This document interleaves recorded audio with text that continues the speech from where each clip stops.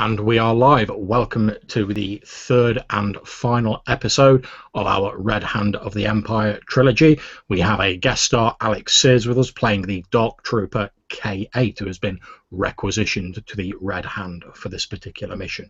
So without further ado, we pick up the scene on board the Imperial Star Destroyer Devastator.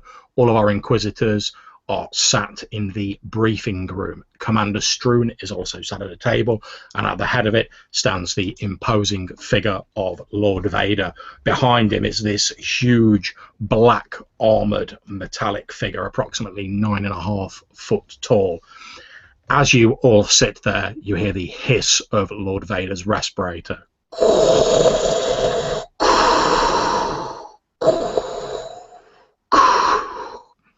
He surveys you all from behind his impassive black faceplate. His eyes seem to burrow into you, in particular, Galvin, and in his deep booming voice he says, "Inquisitors of the Red Hand, your inability to capture the fugitive known as Narees Calderlin has been disappointing. The Empire does not reward failure." And when he says failure, you almost feel his eyes on you, Galvin, as he says that. And for a moment you flash back to your previous experiences in the trials.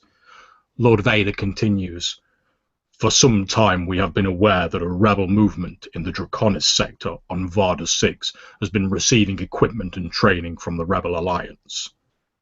Under my directions, the ruler of Varda 6, a grotesque specimen called Garuda the Hutt, has been putting the squeeze on the rebels.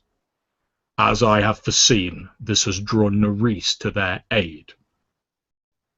I have given you a prime opportunity here, Inquisitors, for you to go to the planet and dispatch your enemy. I suggest you do not disappoint me in this endeavour. As I have said, the Empire does not reward failure. You are to see if this Narees, who I believe to be a powerful Force user, can be turned to the dark side and made to serve the Empire. If not, she is to be destroyed. Doing so will place Garuda, who has some influence amongst his kind, in our debt. It is important for the Empire that he remain in his position, and you are to make all effort to maintain diplomacy with this individual. Do I make myself clear?" Yes, Lord Vader. He turns to the large armoured figure stood behind him and says, "I have also requisitioned you one additional reinforcement for this mission. Commander Greer is, of course, standing by, as is your technician. This," and he turns around with a black gloved hand and indicates the huge figure behind him, "this is an experimental Dark Trooper class of agent. An enhanced droid programmed to serve the Empire.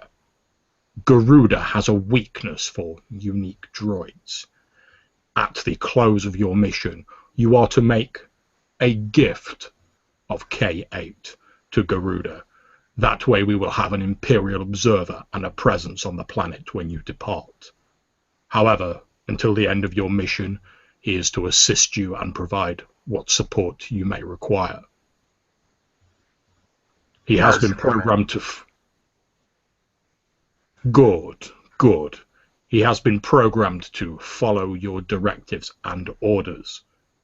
But bear in mind that this is a valuable piece of Imperial technology that I entrust you, my Inquisitors. I trust you will not disappoint me. We will leave hyperspace shortly. Your Lambda-class shuttle stands ready to take you to Varda 6. We will be departing the system shortly afterwards. Commander Greer and the Shadow Squadron stand ready to accompany you.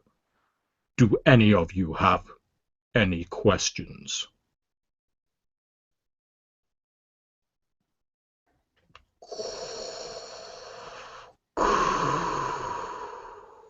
Your will be done, Commander Vader.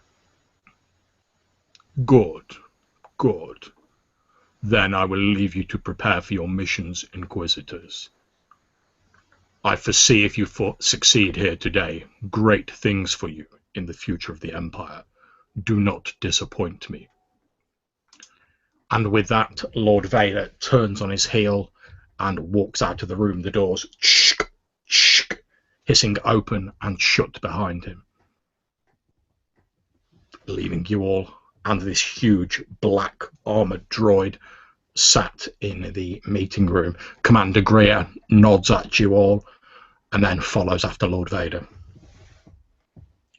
At this point, I'm going to ask each of you to introduce yourselves and just say a couple of words about your characters. So if I can, Zacho. Yes, my name is Josh. I'll be playing Zacho, the alien resident of the Red Hand. Zacho's changed quite a bit since our last session. The time on the planet has turned him a bit colder and less compassionate, and his run-in with the Jedi over the intervening years has left him needing a couple of cybernetics of his own. He's also taken to toys, as it were, so he's got heavier armor, heavier weaponry, becoming more and more reliant on technology, which puts him at odds sometimes with some Inquisitors because he has not continued his force training as much as some of the others. Okay, thank you very much. And as the camera pans around past Zacho, it alights briefly on the slightly less youthful face of Dash Corrin. Hi, I'm Ian, YouTube channel Fantastic Dimensions. I'm playing Dash Corrin. The last 4 years have been kind of hard on Dash. A few years ago, after the trials, he had pursued a bit more combat training. He wanted to feel a little less useful in such situations, and he happened to run into the Jedi Narees on an Outer Rim world in a busy marketplace, and ended up in a lightsaber duel with her. Unfortunately, she was way too much for him and defeated him rather handily, crippling his left knee in the battle. He's had that fixed since. He still walks with a bit of a limp and a lot of bitterness and hatred in his heart, and has redoubled his efforts in lightsaber training so that the next time they meet, he will not disappoint himself.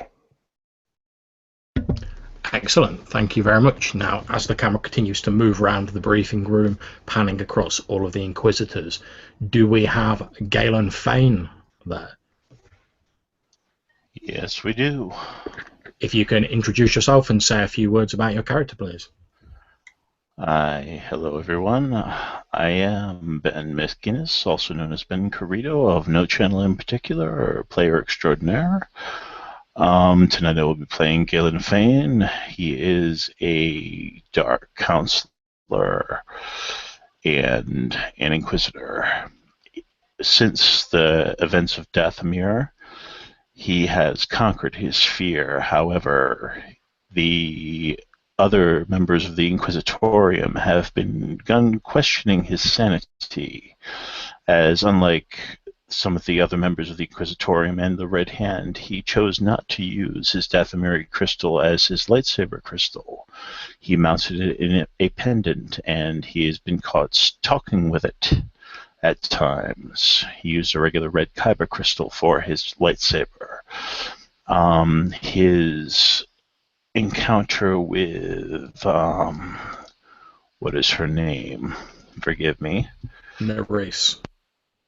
Narees was in the bowels of Lord Mantell, and they also engaged in a fierce lightsaber duel where she severed an exhaust hose which blasted him in the face, severely burning the lower half of his face and his throat, causing him now to have to wear a respirator, and he has chosen to begin wearing power armor to prevent that from ever happening again. Okay, that's great. Thank you very much. Now, as the camera moves across, it briefly lingers on the huge 9.5 foot tall, imposing black armored mechanoid standing just behind the table. If you can please introduce yourself, K8, and say a bit about your character. Hi, I'm Alex, and I am thrilled to guest star here tonight in this game after watching the previous sessions. I don't have my own, but I would say I am thrilled to be a part of the Tides of Change group. And Andre, thank you for bringing this group to us. And for the rest of the people that make it great, I really enjoy that. My character is Cade, as you were previously informed, is basically looking for one thing today, is to making sure that Vader's commands are followed. And he is not above making sure that overkill lands upon those that would stop that. Excellent, thank you very much. And last but by no means least, as the camera completes its circuits of the room, it lands on the dark, shadowed figure of Galavan Tark. Hello everyone, I'm Alan. I represent What the Dice channel, but I also play a lot on the GM's Dice, so please check them out because they're awesome. Today I will be resuming the mantle of Galvan Tark, the Makashi duelist. Since the 4 years on Dathomir, and the concept of failure hit him really hard, so he threw all his energies into training in both many aspects of the Force, but also the style of dual-bladed lightsaber, just to make himself the ultimate weapon for the Empire. He's now like a fanatical zealot to the Empire and to Lord Vader, so yeah, any kind of slight or he sees against them, he'll probably deal with quite harshly. He's cold, he's compassionless, and he is just a badass. Excuse my French. Okay, thank you very much. So we pick up a short moment after the briefing by Lord Vader. You are all aboard your requisitioned Lambda-class shuttle, heading towards the planet of Varda 6. You can hear Commander Greer and the rest of the Shadow Squadron chattering on the comms as you continue towards the planet. There's a small flash of light off to the port side as the Devastator enters hyperspace, leaving you all alone to complete your mission on Varda 6. Now, the most interesting question, I suppose, at this point in time would be to ask, which of you is piloting the shuttle? Zacco. Zacco, as usual. Okay, splendid. As you're heading into low orbit of Varda 6, it's a heavily forested world. However, you're picking up very strong readings of industrial pollution in the atmosphere as you break into low orbit. You're also picking up what appears to be a single large, quite huge, almost metropolis, covered in factories, mechanisms, etc. You're scanning a lot of mechanoid readings on the surface. As you move closer, you also pick up two blips approaching on the scanners towards your position quite rapidly. Dash is sitting in the co-pilot's seat, nervously checking to make sure his straps are all tightened. He knows Zacco's landing skills, and I'll notify him about these blips appearing on the radar. It looks like we have company, Zacco. All right. With that, I'll flip open a comm link to our Shadow Squadron and make sure that they see them coming, and then ask Dash to comm the incomings and find out who they are. This is Commander Greer. Roger, Inquisitor. We are picking up the two approaching. Craft, we are registering no life signs aboard the craft. Can I get any kind of advanced scanner readings on those craft? You can make me a computer's roll, difficulty 2, if you wish. I would like to very much. And that's going to come up 1 failure and 1 threat. Okay, not a problem. You're not really picking up any additional unusual readings. However, as these small fighters get closer and they come into visual range, you can see any of you who have knowledge history can make me a roll difficulty 2. History would be education in this. That's correct, yeah. Either of those is fine. Would knowledge warfare apply in this case? It would indeed. 2 threats and 2 advantages for Dash, anyway. Sorry, not 2 threats, 2 failures and 2 advantages. Okay, no problems. What did you get for your roll, Alex? I have 1 with it being just a yellow. Sorry, it was against 2 purple. Yep, that's correct. And with my binocular eyes going out through the front view, would that get me a boost die? Not in this case, since they're still too far away. However, as they draw closer, those of you sat in the cockpit, i.e. Zacho and Dash, you see the incoming comm light blinking on the dashboard. I broke even. I got 1 advantage. So no one with success. So Okay. It looks like they're hailing us, so I'll patch the message through. Okay, you hear a mechanical voice come over the ship-to-ship comms, and it says, "Greetings to you, Inquisitors.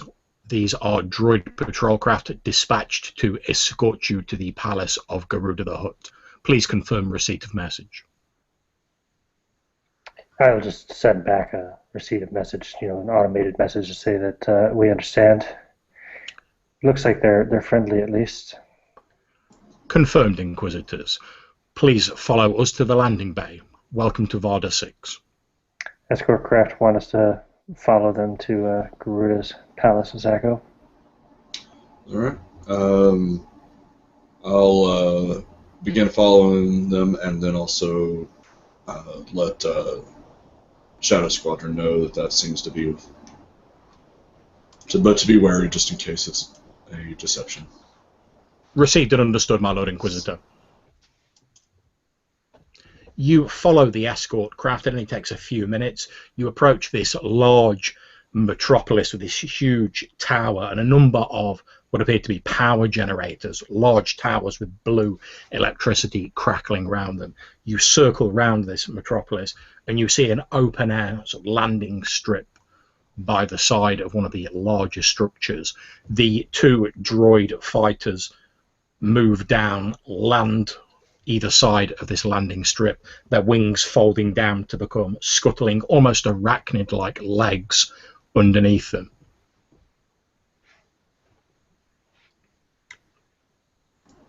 All right. I will begin landing procedures then. To land, I'm going to land far enough away from them that Shadow Squadron will be able to land around us and make an unquestionable show of might by the Empire with our landing, basically. Not a problem. You hear Commander Greer on the comms, Commander Greer of Shadow Squadron, saying, "My Lord Inquisitors, what are your orders?" Land and join us. Received and understood, Lord Inquisitor. Then you hear him talking to the rest of Shadow Squadron on the comms, saying, "We are to accompany the Lord Inquisitors down to the planet, make preparations for landing." And then you hear all the Shadow Squadron saying, "Received and understood." "Yes, Commander Greer, understood." At which point they take positions and land either side of you on this huge landing strip. As you're touching down, you see sort of large blast doors which lead into this huge structure at the end of the landing strip.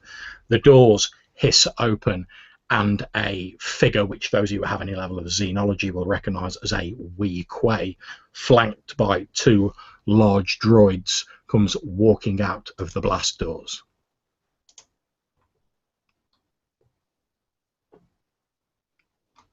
Are you guys getting out of the ship, or are you remaining on board?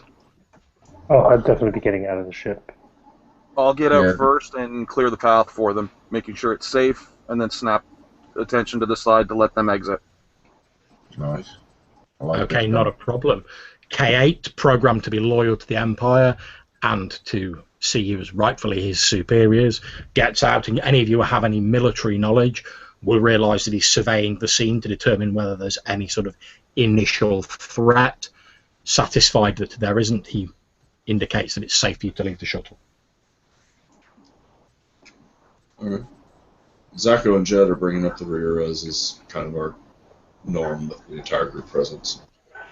Okay, not a problem. The Weequay, flanked by these two droids, walks down the landing strip towards you, and he says, "Ah, my Lord Inquisitors, welcome to Varda 6.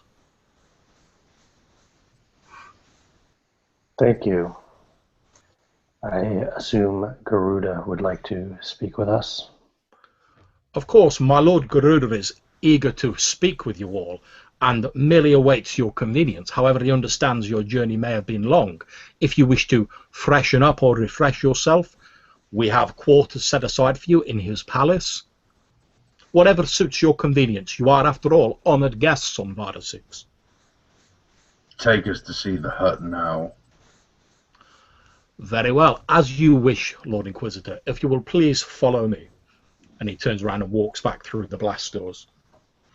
Okay, Galvin, he as usual, he's wearing concealing robes, so he does look a bit, he's got his, his arms put inside, and he's just kind of like Luke at the start of Jedi when he goes to see Jabba. That's how I kind of look, and I'll just stride after them.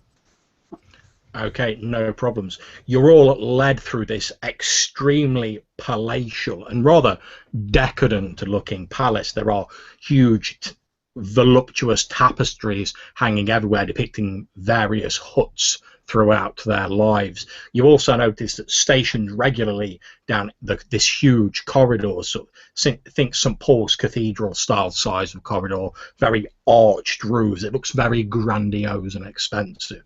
As you walk down, stationed at intervals, are these large droids, each holding blasters, or some with blasters built into their arm, seemingly stationed at each of the doors down this corridor. The Weequay, without further word, leads you through a number of corridors to a lift. You get in the lift, you're taken up a number of floors. Then he leads you into this extremely opulent, huge room. There are frescoes on the ceiling, gold fabrics covering everything. There are a number of scantily clad Twi'lek slaves lying about on various divans, etc. There is a number of smoking paraphernalia littered about everywhere. And in the center of the room is what appears to be a huge disc-shaped mechanism built into the floor. Those of you who have seen a holographic projector before will recognize this. As you walk in, the Weequay says, "Unfortunately, because of recent concerns about security, my Lord Garuda has been relocated for his own safety. However, he is quite willing to speak to you via the medium of this holographic projector." And he presses a button on the side of the wall, at which point there is a flickering and a large blue hologrammatic representation of this huge hut appears in the center of the room. He looks quite eccentric. He's wearing a monocle and appears to be holding a long death stick in some sort of holder in his pudgy little hut fingers. As he speaks, you can hear the typical low rumbling Huttese voice. However, a neutral computer voice translates it into intergalactic basic for all of you. So I will just portray the computer voice, but if you imagine in the background, you can hear him going, "Woo-da, woo-da, wa-da-da." The computer voice translates as, "Greetings, Inquisitors. Welcome to Varda 6. I apologize for not being able to greet you in person. However, we have recently discovered that the small group of escaped slaves have been well equipped and trained by the Rebel Alliance. I have requested aid from the Empire, but until word of your arrival, I had received no reply. My staff have counselled that I be removed elsewhere for my own safety. However, I am sure that once you have dealt with this matter, my planet will be entirely safe. And if that is the case, you will find that I am not ungrateful. I still have the ear of many within the Hutt Council of Elders." Yes, we can help you with your rebel infestation. However, we may require some help from you as well. We are looking for a Jedi who we hear may be hiding somewhere here on your world. "Utawabasan, Jedi." At which point the computer translates, I am unaware of any Jedi present on this planet. I was led to believe that they had all been wiped out. However, if that is the case, that would certainly explain the additional losses I've been taking to this due to this previously poorly armed group of malcontents. If you remove this Jedi for me, then you will be performing a great service. And as I say, I am not ungrateful. I reward those who serve well. When did trouble start? We have many slaves on this planet, at which point he sweeps his arm out, indicating various scantily clad Twi'lek slaves lounging about. There have always been a few who have chosen to risk the many dangers of the forests that cover this planet and have managed to slip past my security. Previously, they have been a nuisance and nothing more. Over the last month, however, they have begun to strike at us with heavier arms, and they have begun to display a level of training that we had not previously believed possible for them. My spies tell me that the Rebel Alliance has been augmenting their forces.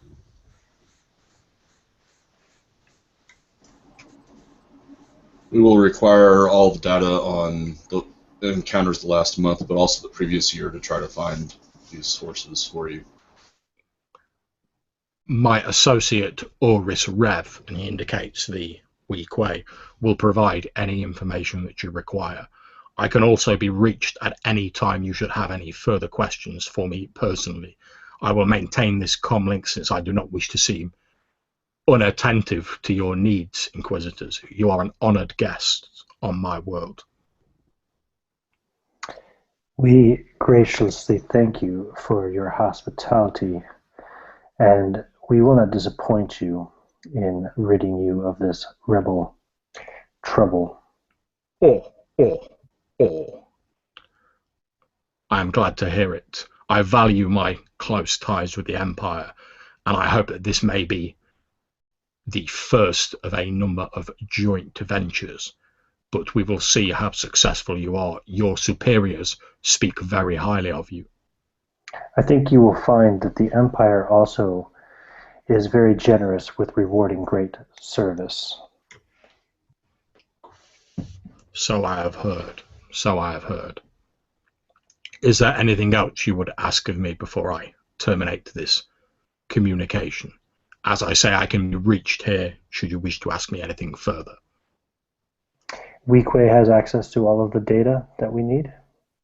Indeed, my servant, Oris Rev, will provide you with any information and assistance you may require.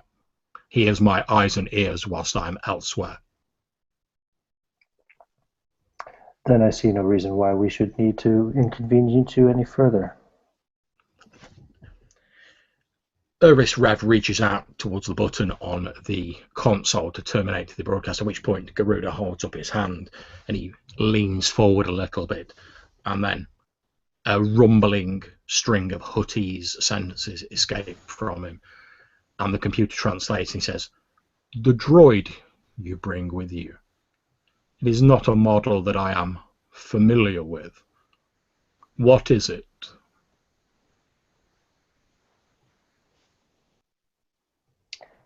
K8, would you like to tell him what you are? I am here to serve Lord Vader and do his bidding. Loyalty is a useful commodity, but that is not what I asked of you, droid. What model of droid are you? You are not one that I'm familiar with, and I'm something of a connoisseur when it comes to mechanicals. I am a prototype Dark Trooper, Mark III. Designation K8. A huge tongue extends from Garuda's mouth as he licks his lips with a large smacking sound as you say prototype droid. And then he says, a prototype. Rare then. But we will talk more of this in the future. For now, I will leave you with my servant, Oris Rev.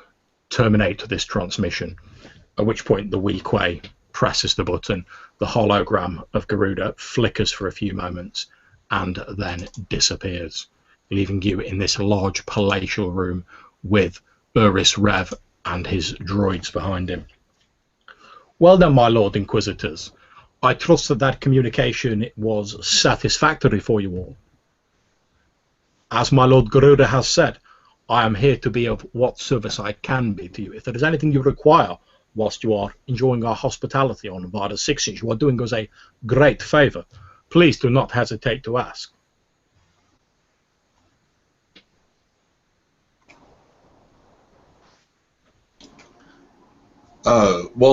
After the transmission's over, when he's given that, I give the small hand signal to Jet, and Jet, the armored Mornsker, starts a slow patrol around the room, just kind of seeing if he senses any force sensitivity in the room other than the Inquisitors.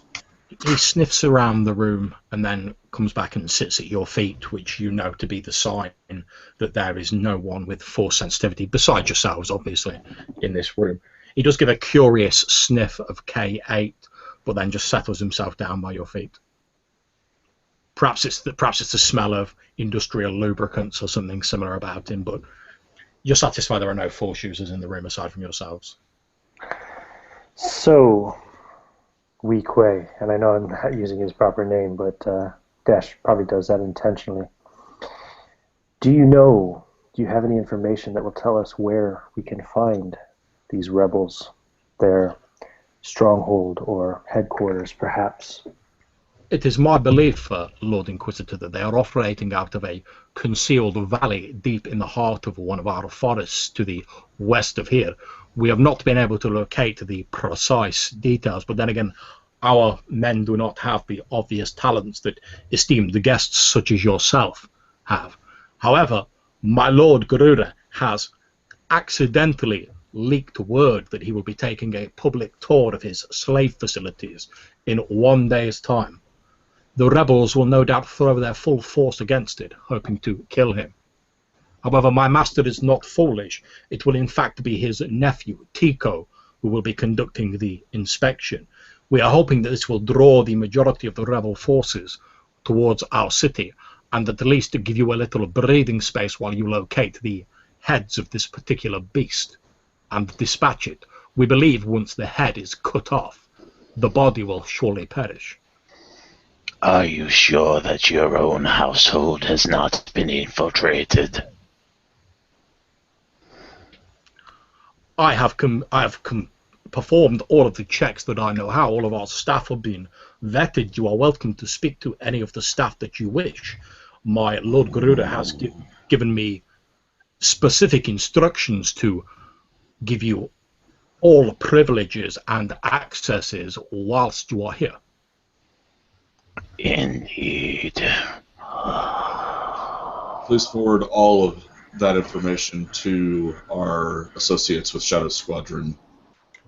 We will begin investigations immediately. Shadow Squadron, and they would be the squadron of fighters on the landing strip, yes?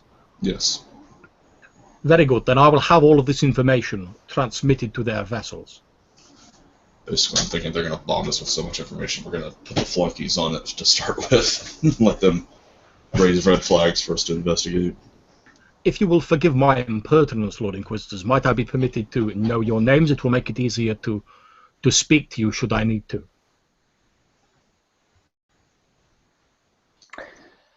Galen Fane. My Lord Fane. Dash Corin. My Lord Corin. High Inquisitor Galvin. My Lord Galvin. And I am Zacco, and he is Jet, indicating. My Lord Zacco and Jet. And what is the designation of your spectacular-looking droid? I'm designated K8. K8, very good.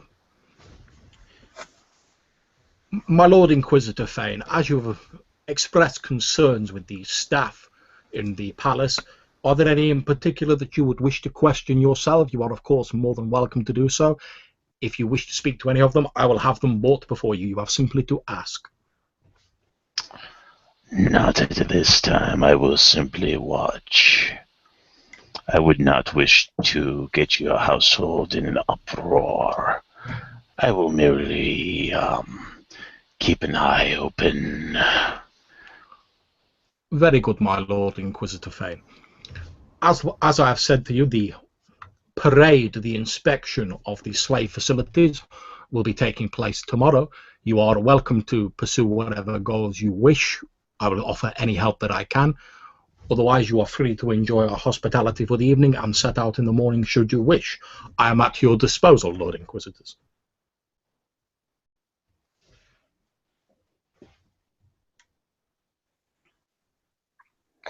Well then, shall we take a few minutes to refresh ourselves and return to our rooms? Quarters have been provided for you, Lord Inquisitor Cardo. If you will follow one of my bodyguard droids, they will take you to your quarters. He gestures to the door out of this palatial center room. One of the droids clanks noisily through the door and waits just on the other side for you. I would stay alert, gentlemen, just in case. You may want to inspect your quarters to make sure there are no bogging devices or instruments of sabotage. Inquisitors, I will inspect the room before your entry, make sure that there are no dangers. As ordered. Very good, K8. Okay. Could I just make a sense check to see, like, how this Iris is like feeling? Is he nervous? Is he kind of worried that we're here? Is he kind of apprehensive, or is he relaxed? You can indeed make me a sense check. Pass. Okay, you sense he's extremely nervous being in your presence. However, he's, perhaps due to the weak way's lack of facial expression, he is covering it very well. He doesn't seem nervous about anything else, just obviously he's in the presence of 4 Imperial Inquisitors and this hulking Dark Trooper droid. So yeah, he's feeling a little bit apprehensive and nervous, but not to a greater degree than you would expect. Okay, thank you. Okay, however, as you are leaving the room, can anyone who has force powers of sense please make me a check? I have sense emotions. It's That's good. So what do I roll then? Just force dice? Your force dice, yeah. Okay. And you're looking for a dark side result? That's equal to my force rating, correct? That's correct. 2 black, 1 white. 2 black. Okay, Dash, Galvin and Galen, as you're leaving the room, K8 has gone ahead of you to check he's following this droid. He's just waiting on the other side of the door for you.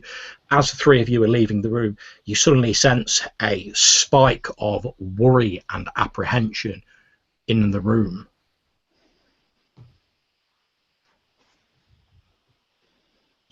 Coming from where? Yeah, I was just going to ask that. As you all look around, the emotions seem to be centered on one of the Twi'lek slaves that is lounging about on one of the divans. They've all been a bit nervous since you came in, obviously, but this is a much stronger emotion. You can feel it from across the other side of the room. Can we pinpoint it? Yeah, as I say, it's coming from one of these Twi'lek slave girls. I walk to her directly. She sits up, nods, bows her head so she's not meeting your gaze, and demurely says, "What is your pleasure, Lord Inquisitor?" Hello, child. What is your name? She starts back a little bit as your respirator hisses near her face, and she says, "Pleasing you, Lord Inquisitor, my name is Erlan."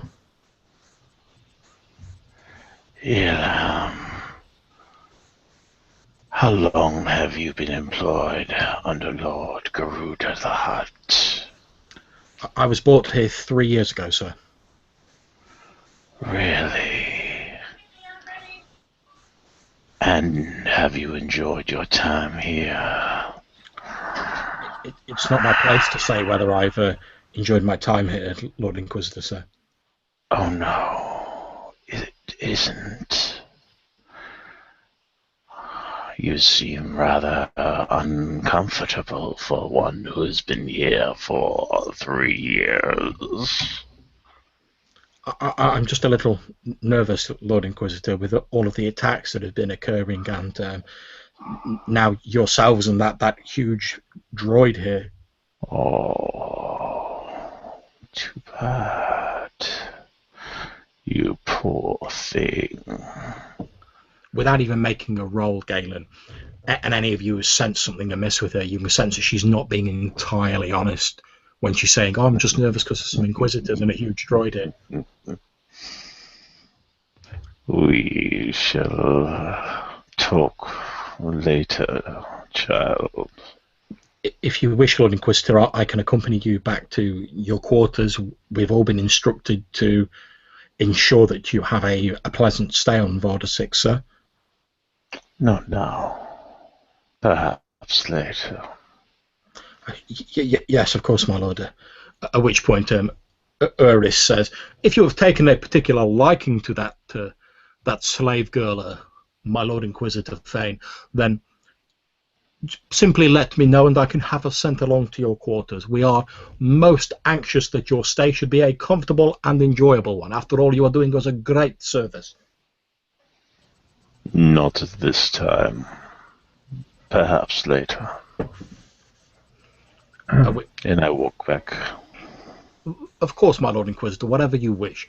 I will tell you all that my personal comm signal is 365-B. Should any of you wish to speak to me at any time, you have simply to patch into that comm signal, and I will do my best to answer any questions or meet any needs you might have. Okay, well, Galvin will just throw Galen a sideways glance, shake his head, walk over to the Twi'lek and literally pick her up by her throat and just say, well, not so I'm choking the life out of her, but just so like she knows she ain't going anywhere, and just be like, I sense a lot of fear and nervousness in you, and it's not just because we are here.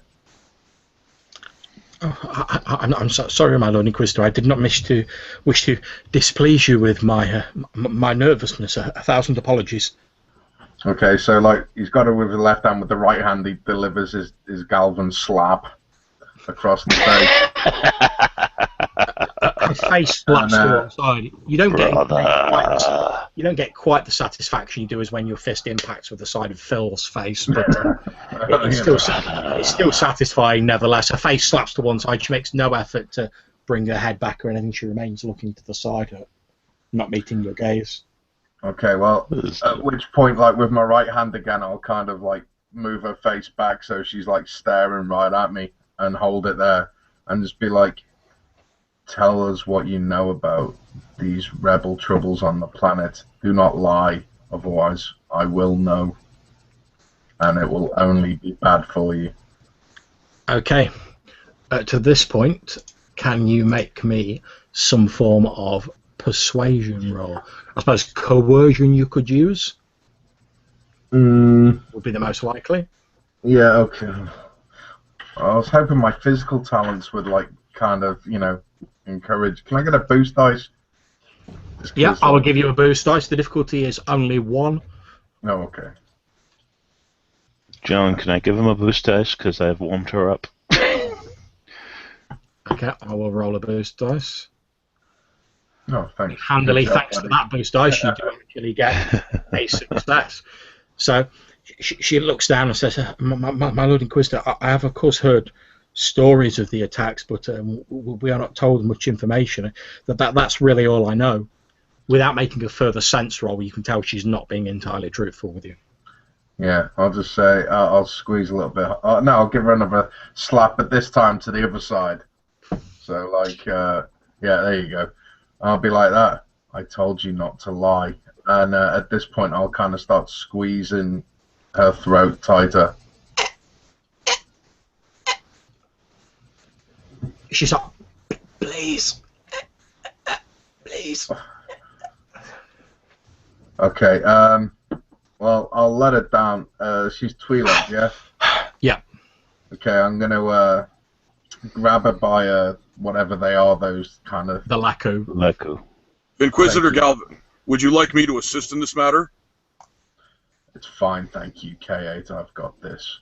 And Very good. I'll just literally drag her by her things, and I'll say to Galen, you should press her more for answers. She's still lying. Okay, Zacco. She's lying, brother. You notice while this is going on, Zacco, the weak Quay's just stood there with his arms folded. He's like, just sort of nods approvingly while this vicious slapping is going on. Zacco is very grateful at the moment for his mask because a look of disgust would be apparent. He motions to K8 and to Jet, and then starts towards the ships where Shadow Squadron and Phil are to end investigations there. Basically, like he tolerates it because he knows that's just the way things are, but he's not going to interfere and make it look like with the Red Hand is dissented, but he's not just going to sit here and watch either. So. Okay, not a problem. You And I will begin follow making. Zacco. Okay, not a problem. K8 and Zacco, you make your way down to the landing bay where Shadow Squadron are checking over their TIE fighters. They've also given a. You can see that Phil is busy sort of making sure that your shuttle is all shipshape and ready to go. You notice that it didn't take too many slappings off Galvin before he learned that as soon as you land, you want him to like give the ship a once over and make sure it's all perfectly working. You can see him sort of crawling all over it, inspecting everything. He's got a hydro spanner in one hand. He's frantically working away at it. And what was Phil's rank again? He is first technician. When he comes into view of is it Commander Greer, right? Commander Greer, yeah. Commander Greer, first technician, Phil, and basically just kind of pulls them away from the rest of the squadron and informs them that some data will be being transferred for analysis. We would like you to look for any patterns in rebel activities or possible safe houses that the locals have overlooked in their research. Also, we are guests, and they will be setting up quarters for Shadow Squadron and yourselves somewhere nearby. So. Commander Greer, who's sort of snapped to attention as you approach, still wearing his TIE fighter pilot helmet, etc., which you rarely see him without, says, yes, of course, Lord Inquisitor, I understand. We'll examine the data as soon as it is received. All of our TIE fighters are fueled and ready to go. We wait merely upon your order. At which point Phil, who still hasn't lost his slight stammer, says, yes, of course, Lord Inquisitor Zacco. I've got the shuttle all shipshape and ready to go, should you require it. Very good. I trust that we will keep it that way. Oh, yes, of course, Lord Inquisitor. At which point, basically, Zacco is going to lead K8 and Jet on a quick walk around the palace property, basically, just seeing if anything catches their attention. Okay, not a problem. You start walking around the property, giving it a look over. I'm going to jump back to Galen and Galvin and Dash in this palatial room, still sort of standing over this thoroughly cowed Twi'lek slave girl. Galvin's still sort of holding her by the leku, the head tails. Okay, well, Galvin will turn up to Eris and just say, Lord Inquisitor Fane and I will need some alone time with this Twi'lek slave. Show us to our rooms. We need somewhere quiet for this. It might get messy, and we wouldn't want to upset your other slave girls. He nods and says, of course, my Lord Inquisitor, if you will follow my droid, they will take you to your quarters. You'll be given the most expansive and private quarters in our most esteemed guest quarters in my Lord Garuda's palace. There will be no disturbances. Your rooms are equipped with soundproofing, just in case you should require it. Excellent. At which point, yeah, I'll just like drag her. She's like on the floor but getting pulled by head tails, and we'll follow the droid. Okay, not a problem. The droid leads you to an extremely large and plush-looking set of quarters. There is a droid with a blaster stood on each side of the door. They look like quite antiquated, old sort of battle droids, but they've obviously been reconditioned. They're stood by the door. They both salute as you approach. Galvin, Galen, you don't mind if I accompanied you? I love to watch you work. Of course not. The droid that you're following presses the door, gives you the access code so you can get in and out of the door as you wish in the quarters. Then he steps aside and says, "Will you require anything further of me, Lord Inquisitors?" Not at this time.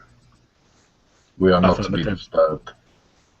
Received and understood. The droid turns to the two battle droids and says, "Whilst the Lord Inquisitors remain in these quarters, you are to obey their orders as though they come from Prime Command itself." At which point both the droids go, "Roger, Roger." The droid that belongs to Uris turns, salutes, and clanks off noisily down the corridor, leaving the door open to this large and plush set of quarters. Okay. So I'll open the questioning with, I told you if you lied we would know. I'm going to give you one last chance to explain to me and my Lord Inquisitors exactly what you know about this rebel incursion on this planet. Okay, make me another coercion roll. Difficulty is 1 and you get 2 bonus dice since she's thoroughly been softened up by now. Dash will look around the quarters while this is going on, just looking for any kind of bugs and things of that sort, anything out of place. Okay, not a problem. It is, brother. Make me a perception roll. Difficulty 3, Dash.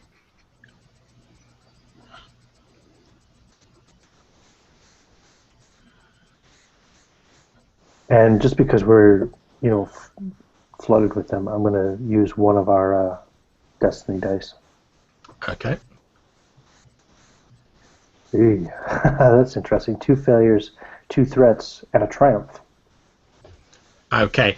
You search around. This room is chock full of like monitoring equipment. There's like bugs, hidden cameras. There's even it doesn't appear to currently be filled, but there's even reservoirs that you think might hold some kind of gas that can be released through the vents into the room, or there is no gas in the actual canisters attached to it. Well, that's good at least. It doesn't look like Garuda trusts us, gentlemen. I'm just going to point out all these things as Galvin's interrogating He's the a girl. hut. They don't trust anyone. As you're saying that, you hear the Twi'lek who's had like another couple of slaps administered to her by Galvin say, "Okay, they promised to free me if I help them." Can I make a sense roll to see if she's lying? Oh, sorry, but You don't have to make another sense roll. You can tell that she's being honest now. It would appear that you've broken through her resistance.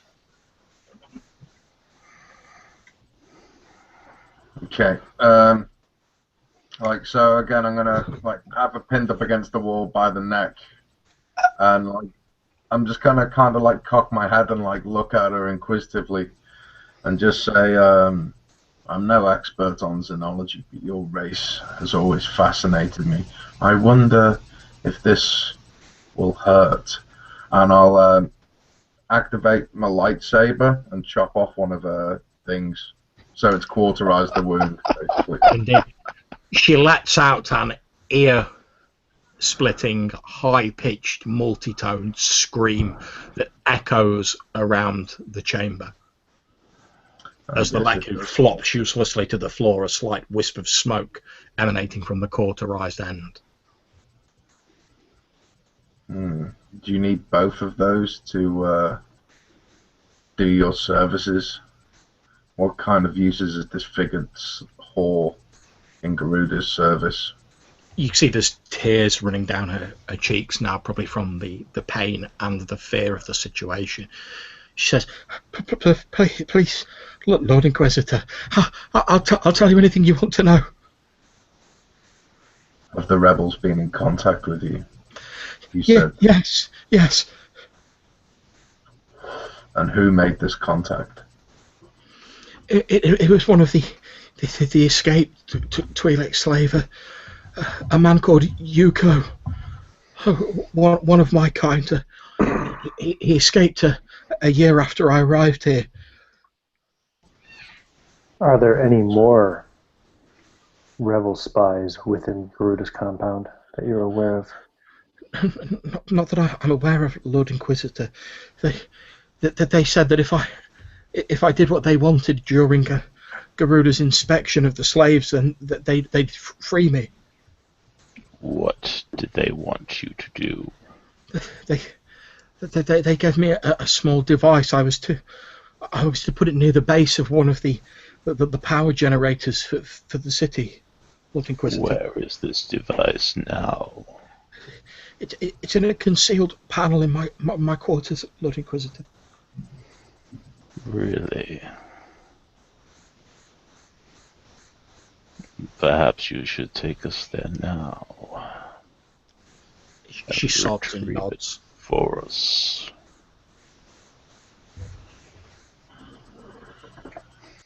Are you done playing with her brother?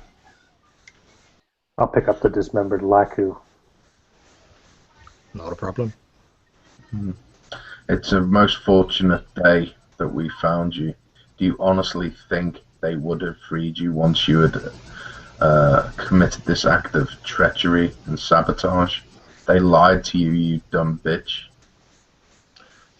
There are a number of my own kind escapees there, Lord Inquisitor. They said that now they'd got help from the Alliance. They would try and free all the slaves once they had dealt with Garuda. The Alliance lies, child. She sobs quietly. By the time we're finished, there will be no trace of the Alliance left on this entire planet. Now, take us to that device. Okay. She leads you through the palace. As you leave your quarters, the two battle droids either side of the door salute, and one of them says, "Do you have any orders for us, Inquisitor?" I hand one of them the dismembered Laku and say, "Dispose of this." Roger, roger. At which point it walks off down the corridor carrying this dismembered Twi'lek body part, taking it presumably to some sort of waste disposal. The other one turns to face you and says, "Your orders, Lord Inquisitor." Take us to this slave's accommodation. Roger, roger. At which point you are led down a floor in this huge palace to what you assume must be the slave quarters. They're a good deal less palatial than the rooms upstairs. They're pretty much just tiny box rooms with a bed and almost like a cell, pretty much. You're led up to the door of one of these quarters. The droid who's been keeping his gun trained on the Twi'lek throughout your sojourn down to this level says, "These are the quarters of the slave, Lord Inquisitor."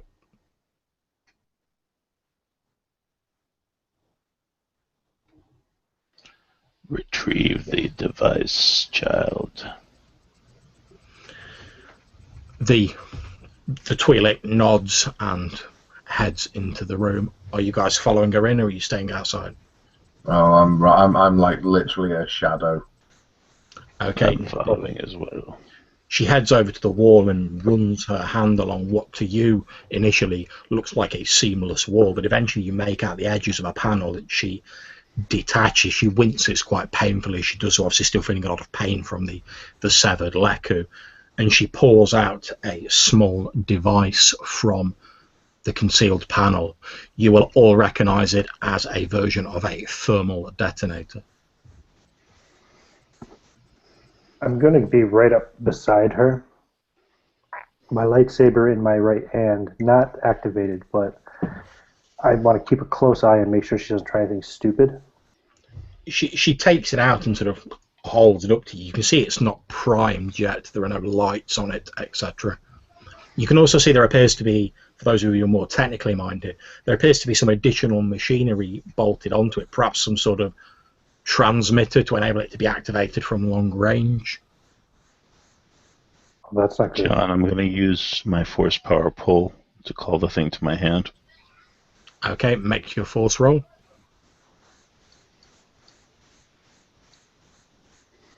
Okay. 3 dark. Not a problem, Galen. You hold up your hand, and this thermal detonator leaps out of the Twi'lek's grasp and just into your hand. Interesting. If this thing can be activated remotely, we need to get it disabled as soon as possible. Perhaps K8. Speaking of which, I'm going to jump back to K8 and Zacho on the landing strip. What are you two up to? We're going to take a patrol around the palace area in general and just see if anything catches our attention as potential investigations. Not a problem. Make me a perception roll, please, both of you. Difficulty 2.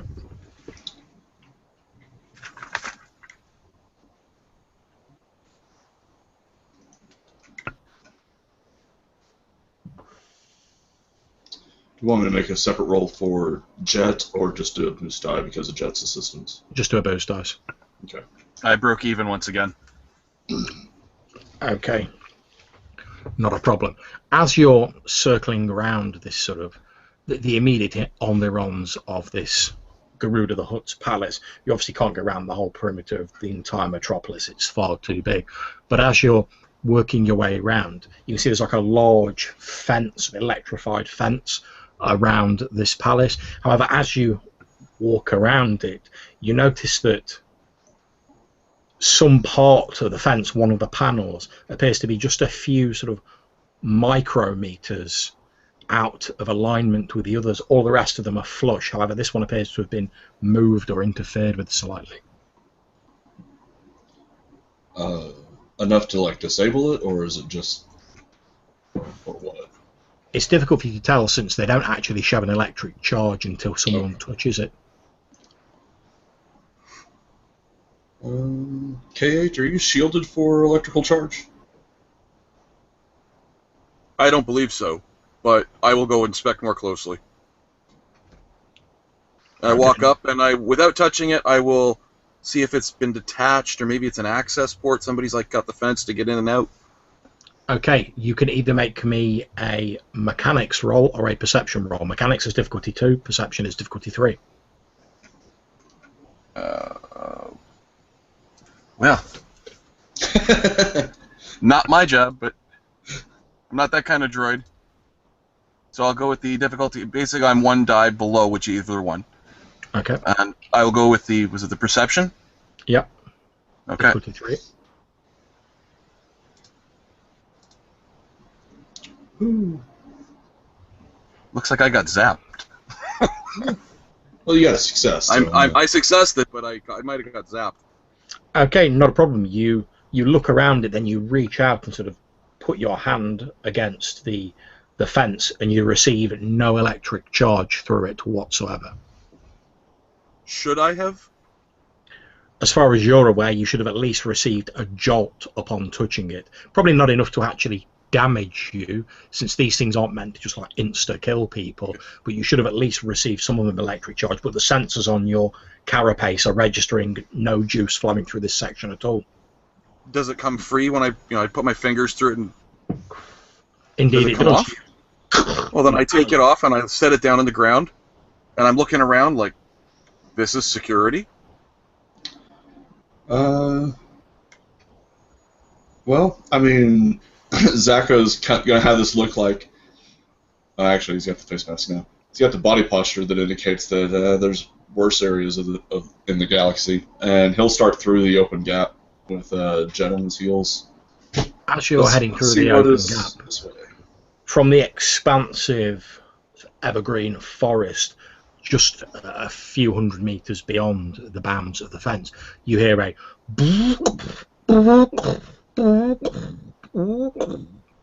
approaching your position.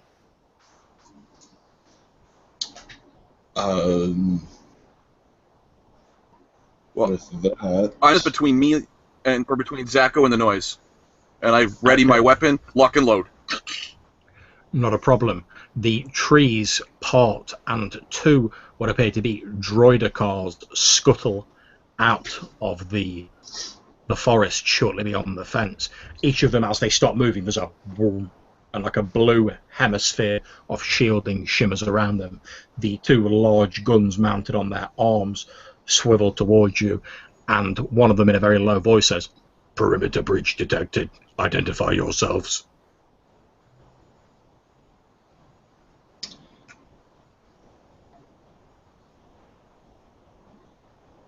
I'm looking back at Zacho for him to go first, and I keep my eye, then I train back on the droids. I say I'm Inquisitor Zacho. Who are you reporting to?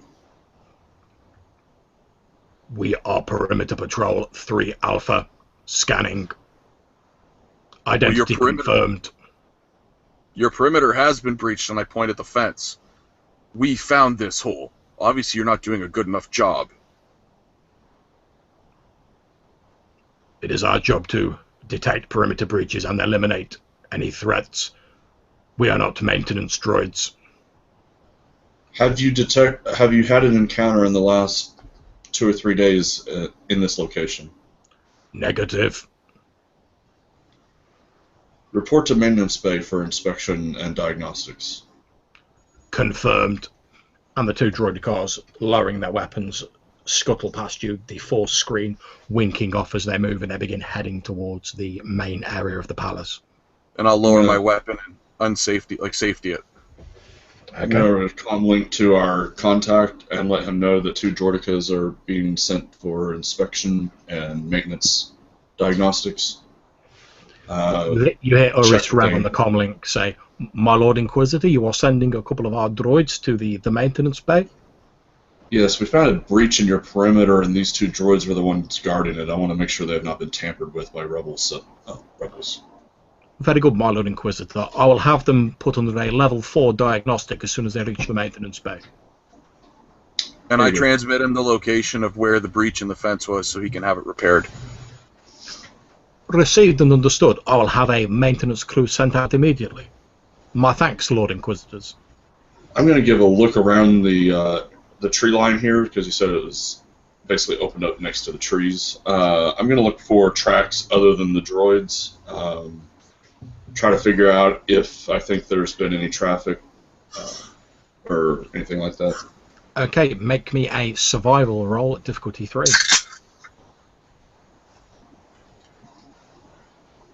While he's doing that, I'm going to use my binoculars to pan the tree line, with the eyes to zoom in to see if there's somebody observing us from like a sniper position, maybe. Okay, make me a perception roll, difficulty 2.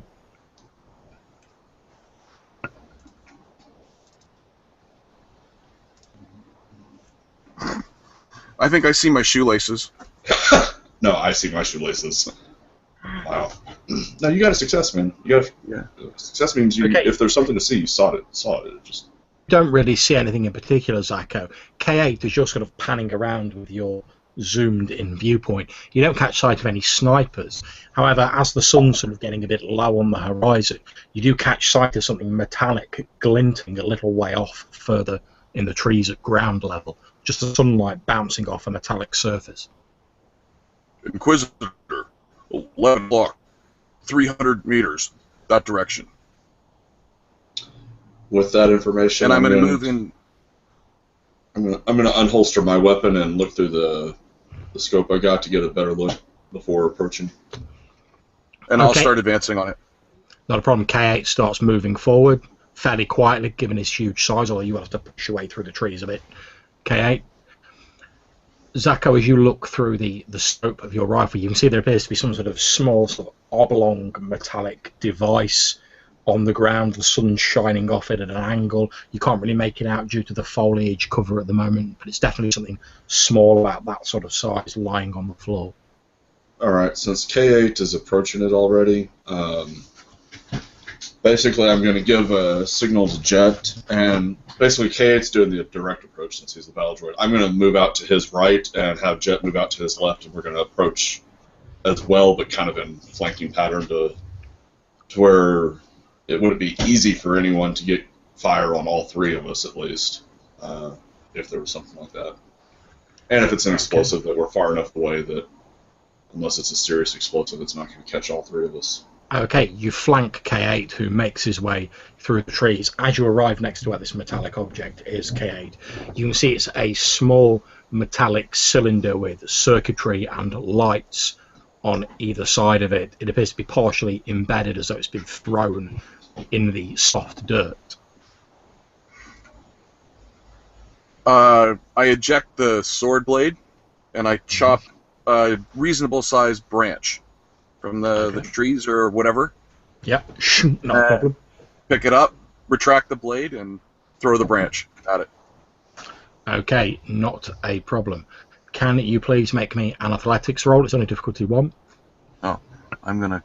No problem.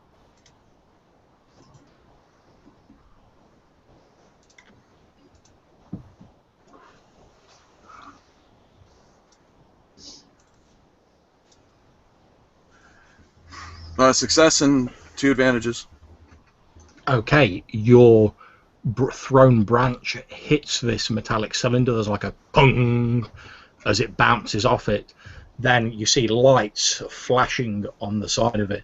And before you have a chance to react, Zacho, you see what appears to be a bright pulse of blue light flash out, covering the immediate area from this metal cylinder. As you look across, you see K8 go boom and slump forward. Huh. At this point, I'm going to find myself a good vantage point and wait to see if anything else happens. I've got my weapon trained on the general vicinity of K8. Waiting to see if someone approaches or what. Okay, about 10 minutes pass. It eventually stretches into 15 and no one has approached. After the 50 minutes, you see K8 go and sort of power back up again. K8, as far as you're concerned, you threw this stick at this metallic object. There was a blue flash, and then as far as you're concerned, no time has passed. There was just a blue flash, and you were just stood there looking at this log. Whenever he powers back up, I'll call out, K8, please return to the fence line.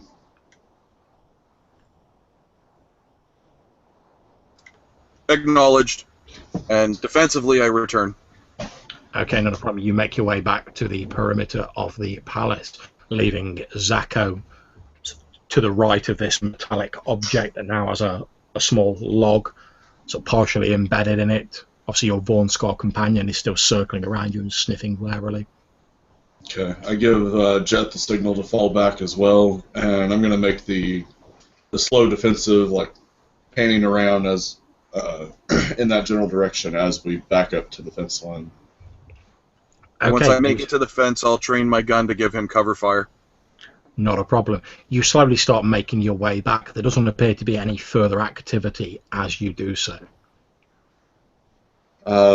Once we're back to the fence line, I'll to where I'm no longer having to shout or use comlink to speak to him. I'll speak verbally and say, "Okay, we need to report to Shadow Squadron to First Technician Phil for a full diagnostic. That device powered you down for about 15 minutes." Without questioning you, Lord Zacho, I do not register that power. Yes. Very well. I will talk to Technician Phil.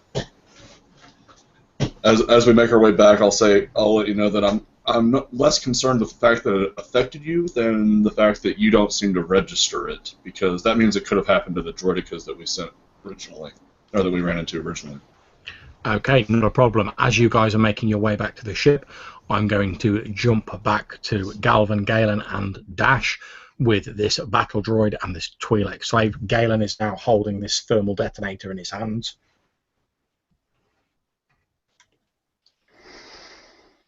Perhaps we should either get this back to K8 or to the technician.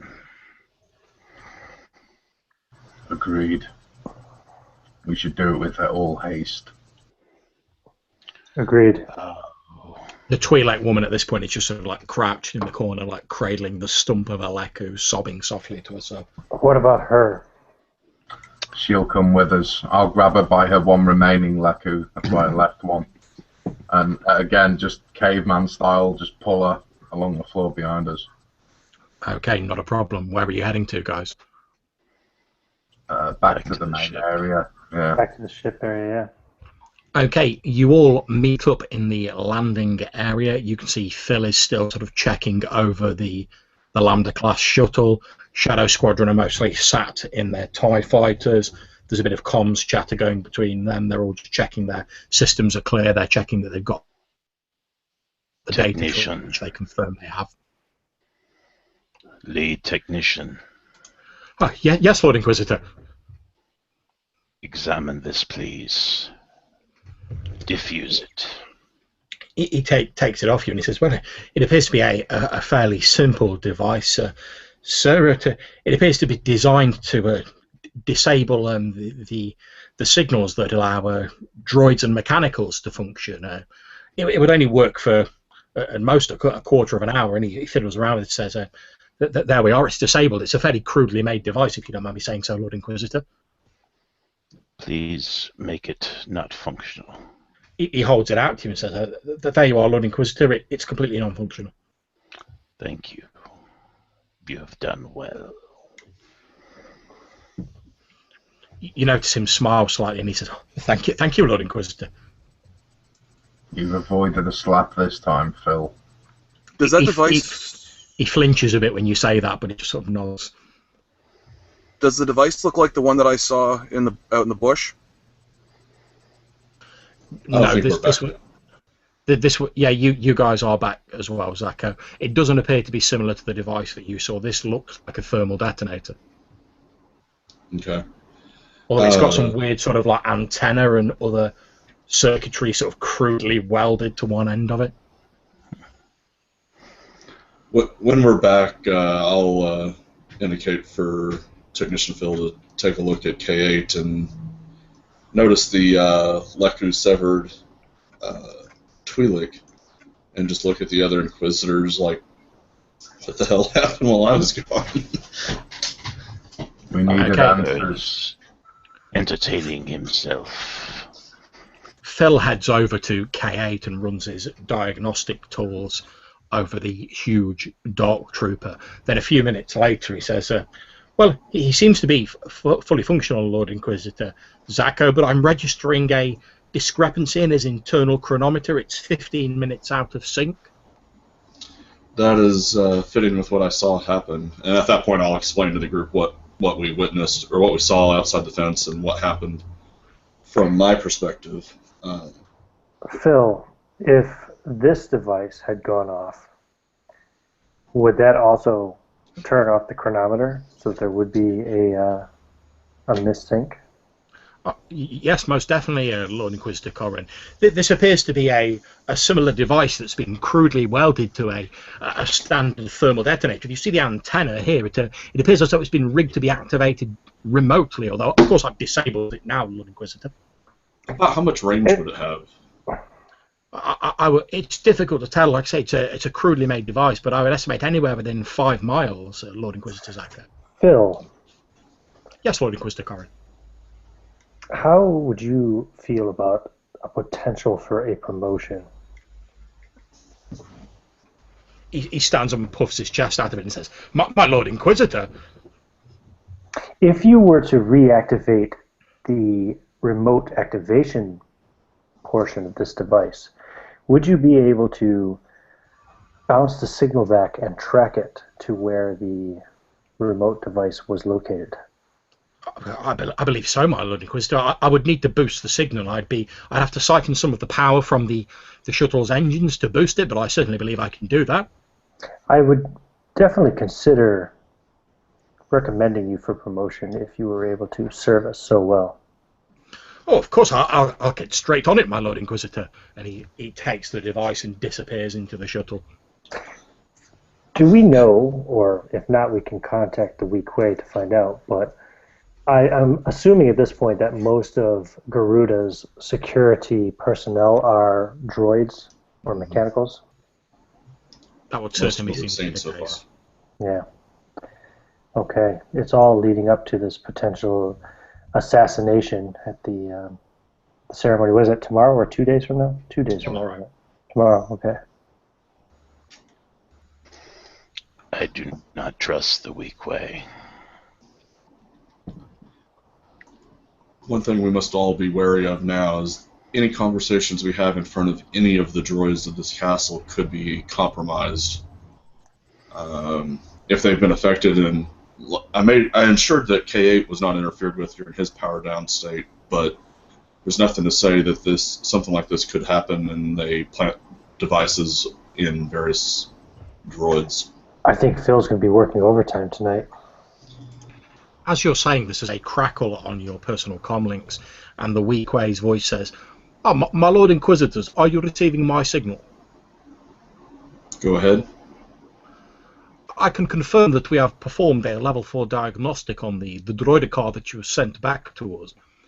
It would appear that there is some gap in their internal memory, although they do not seem to be aware of it. I estimate the gap to be just over 15 minutes. Anything else in the diagnostic of note? There is some minor damage to their circuitry, as though they've been exposed to some form of high-energy electrical discharge. Thank you. Not at all, my Lord Inquisitor. I have arranged for a new squad, including some of our Gomorian guards, to be sent with them to reinforce the breach in our perimeter. Good work. And I'll hang up. Galen, Galvin, you also think we should not trust the weak way, yes? I sensed that he was nervous of our presence, but nothing untoward. I don't think he was lying to us exactly. If Phil were to inspect these droidicas, do you think he might find our friend is not being completely honest with us? There's no harm in trying. It might be, worth just checking. And if we find out he did lie to us, well... When dealing with the Hutts, we must always hold them suspect. Agree. If we find that Weequay has not been completely truthful with us, I think we should neutralize him immediately. As you're saying this, you hear a familiar voice, which you recognise as Phil's, from inside the shuttle going, "I've only bloody well gone and done it!" Well done, Phil. You have not entirely displeased me. He comes walking out. He's holding the device that you gave to him. You see there are wires trailing off it back into the shuttle. He said, "Lord Inquisitor, I'm pleased to announce that I've managed to boost the signal using the shuttle's power grid. And I've not got an exact location. Unfortunately, the device is too crude for that. But I can certainly get you into the general area, certainly within half a mile." That is. I never thought I'd say this, Phil, but well done. "Oh, my Lord Inquisitor." Zacho at this point is going to ask, so what happened with her?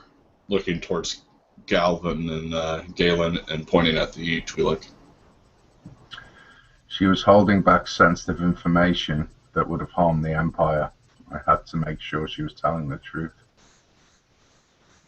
And we found this device stowed in her quarters.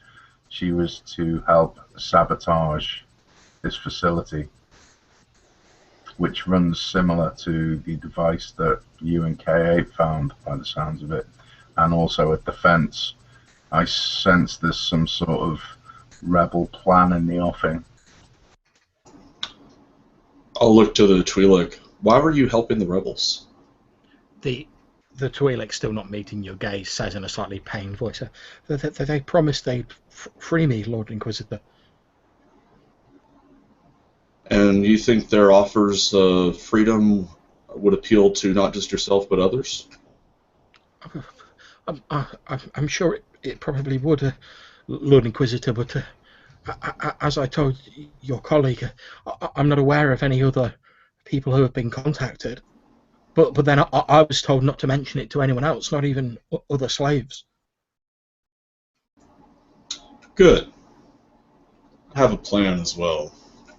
As he's gonna indicate towards. I'm assuming like within the squadron, there's different specialties other than piloting, like they have different skill sets. Of course, yeah. One of the pilots that I know is good with communications. I'm going to motion him over. Okay, one of the pilots, who's called Broderick, walks over. He's wearing the familiar black TIE fighter helmet and jumpsuit. He salutes you and says, "Yes, Lord Inquisitor Zacho." Broderick, I have a task for you. This young woman was attacked by the Jedi we were seeking after the Alliance promised her freedom for betrayal of the Garuda and the forces that are ruling this planet. He reaches for his sidearm and says, "And you wish me to dispose of her, Lord Inquisitor? Of course, I understand." No, she was attacked by the Jedi after the Alliance betrayed her and did not do what they promised whenever she refused to assist them. He I wish moves you his could hand make away. a video interview of such information and broadcast it to the local news. Let the people know that the Alliance is going back on their promises. Might I suggest, Lord Inquisitor, I don't mean to overstep my authorities, but might I suggest that a physical display of the consequences of disobeying the Empire at the end of said video would also serve as a powerful message to any malcontents? I trust you to use your best judgment with that. Thank you, Lord Inquisitor. I shall carry out your orders immediately. John, Do you object to me using the shuttle for said interview? It has more space. Go for it. John, can I use the emotion belief power to influence the Twi'lek to be more tractable to this particular line of plot? You can indeed make me your force roll. Do we have an image of the Jedi that we were after? 2 blacks and a white. I do indeed. Let me just put up this image and then I shall tell you what occurs with that. As you reach out, and any small resistance that you encounter in this mind of the Twi'lek, you crush with the power of the dark side, Galen. And there is a picture of the Jedi that you're hunting.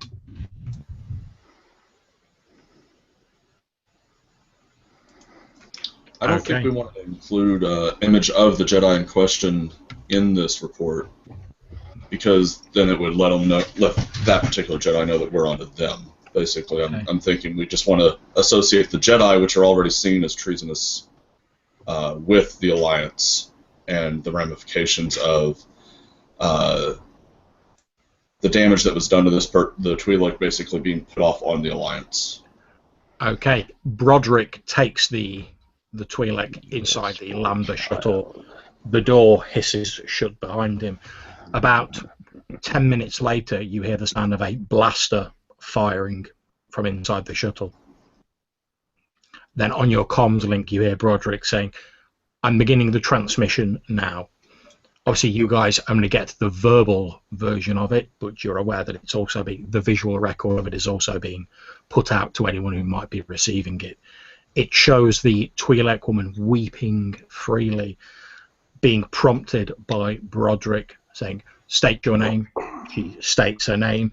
Earlam tells everyone that she is a slave of Garuda the Hutt's. She then, weeping, confesses to being misled by the Rebel Alliance, who lied to her and told her that they would free her if she helped out in their evil scheme to overthrow the rightful ruler of the planet, which we hear Broderick's voice in the background say. "And how do you feel about that now?" She breaks down, sobbing, and confesses that she regrets her previous actions and she's fully willing to accept any of the consequences, urging her fellow slaves, if they have been involved in any of this, to throw themselves on the benevolent mercy of the Empire's representatives, the Lord Inquisitors. At which point, Broderick's voice says, "There is only one punishment for sedition against the Empire." And then there's a and the sound of something hitting the floor. Yes, only the Empire can set you free, girl. Poor child. Broderick then emerges from the shuttle, dragging the Twi'lek's body. Behind him, there's a neat blaster burn through her chest. He salutes and says, "Lord Inquisitor Zacco, do you wish me to dispose of this?" Yes, get it out of here. Of course, and he drags it a little way into the tree line, and a few minutes later emerges. He salutes and says, "Will there be anything else, Lord Inquisitor, or shall I resume my post?"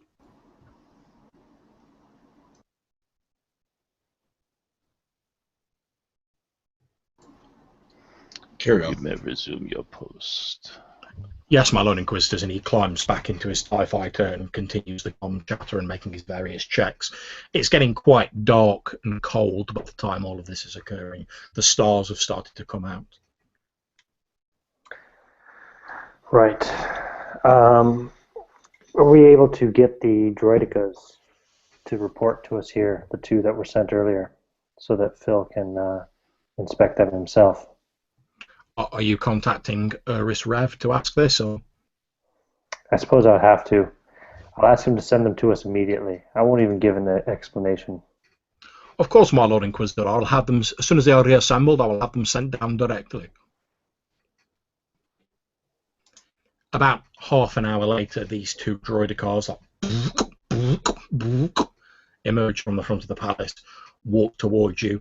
As they stop in front of you, these globes of force wink into existence around them.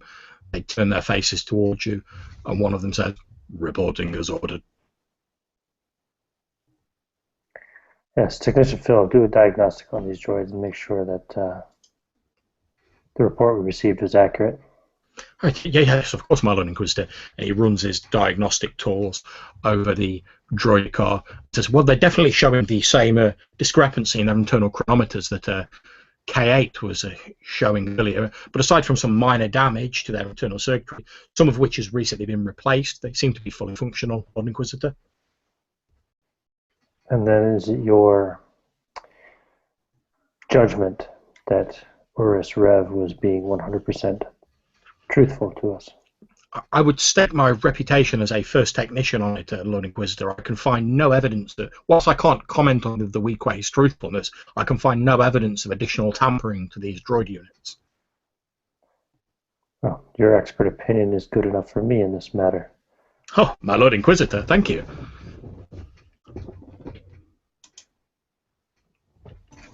Alright, so it's obvious that the rebels were targeting the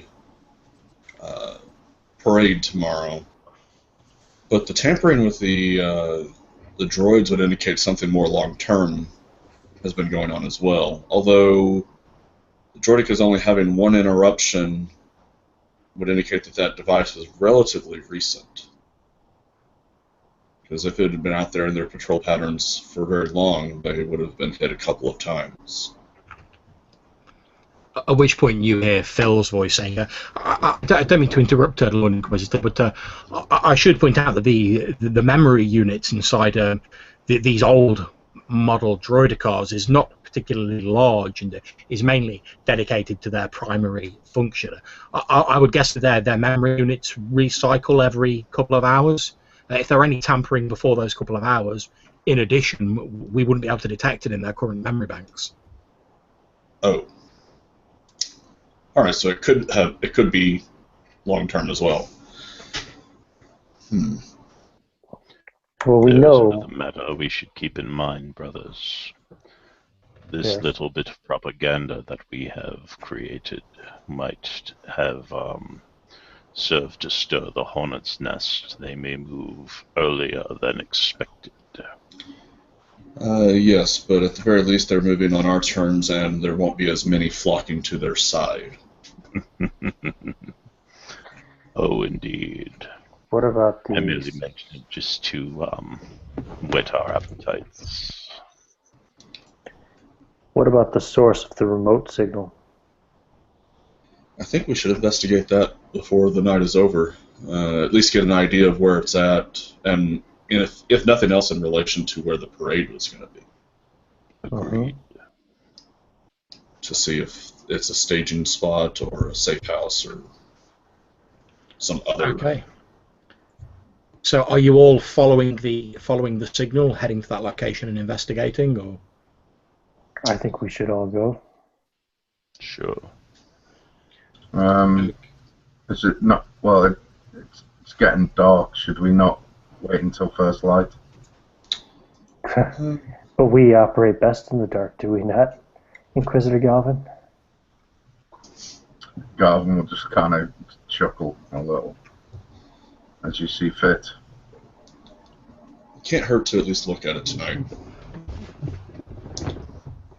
Alright, so I guess since Phil said it was like a half-mile area, once we get close, we'll probably split up a little bit into pairs. But until we're at least close enough to start surveying the area, there's no point to split up. Okay, you all make your way through this thick, dense forest. It takes you about 2 hours to get to the location that Phil has given you. Like I say, making your way through this incredibly dense forest, the ground slowly started to slope down. As you're moving through the forest, off to the left of you, about a dozen clicks or so away, you can hear the sound of something large moving through the trees. Ooh. So we should take cover and try to observe it. How far away did you say? It's about a dozen clicks or so to your left. Galvin What's the will, range on the binoculars that I have? You wouldn't be able to see that distance at the minute just due to the amount of trees that are in the way. Normally it would be within range. But is it getting closer? Let me see. Okay, yes, it seems to be slowly approaching your position. I'm going to unsafe my weapon. Okay, not a problem. As it's getting closer, moving quite slowly, you can tell it must be something incredibly big. And as it moves even closer, you can just about make out these large scythe-like legs cutting their way through the undergrowth. Those of you who have seen an acklay before, something that looks like a cross between a large spined spider with the neck of an eel and a ferocious snapping maw at the end of it, you see one of those moving through the trees, occasionally scenting the air with its tongue. Beast.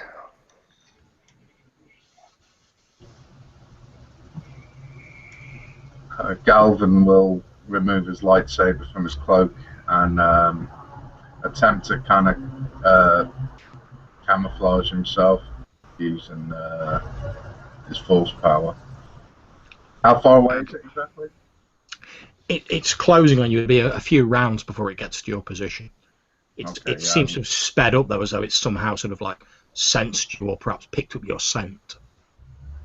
Okay, yeah, I'm going to... okay, actually, no, first of all, I'm going to kind of force leap into a tree, like a relatively low branch.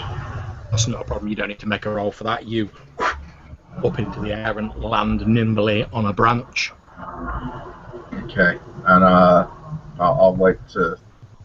just wait up there. Okay, as it picks up your scent more fully, it breaks into a run, or rather a high-speed scuttle, moving towards your previous positions, bursting out of the trees sort of directly under where you're sitting up in the branch, Galvin. There's this as it howls as it barrels towards K8, Galen, Dash, and Zacho, its jaws snapping at the air as it moves towards you. Would you like me to give it a reason to walk away? Yes. I'm going to take a shot. I just realized that my mic was muted. I said I was climbing up in a tree. And I'm going to click my gun to auto fire, and I'm just going to open up in that direction and give it a deterrent. Hit great. If not, I'm going to make it regret coming in this direction. Okay, no problems. You all get effectively a round before it reaches you. The difficulty of any shots against it is 3. For long range. So, If it's a long range, it'll be 1 higher. So am I 3 or 4? 3. Okay. Well, I missed. I didn't. I'm going to dedicate my force dice to my sense power. So, and then aim and true aim. Yeah. Or actually, I'll just true aim. I'm not going to aim and true aim. For it. It looks like I hit with an extra point of damage. Okay, how much damage are you doing? So it'd be an 11. Okay.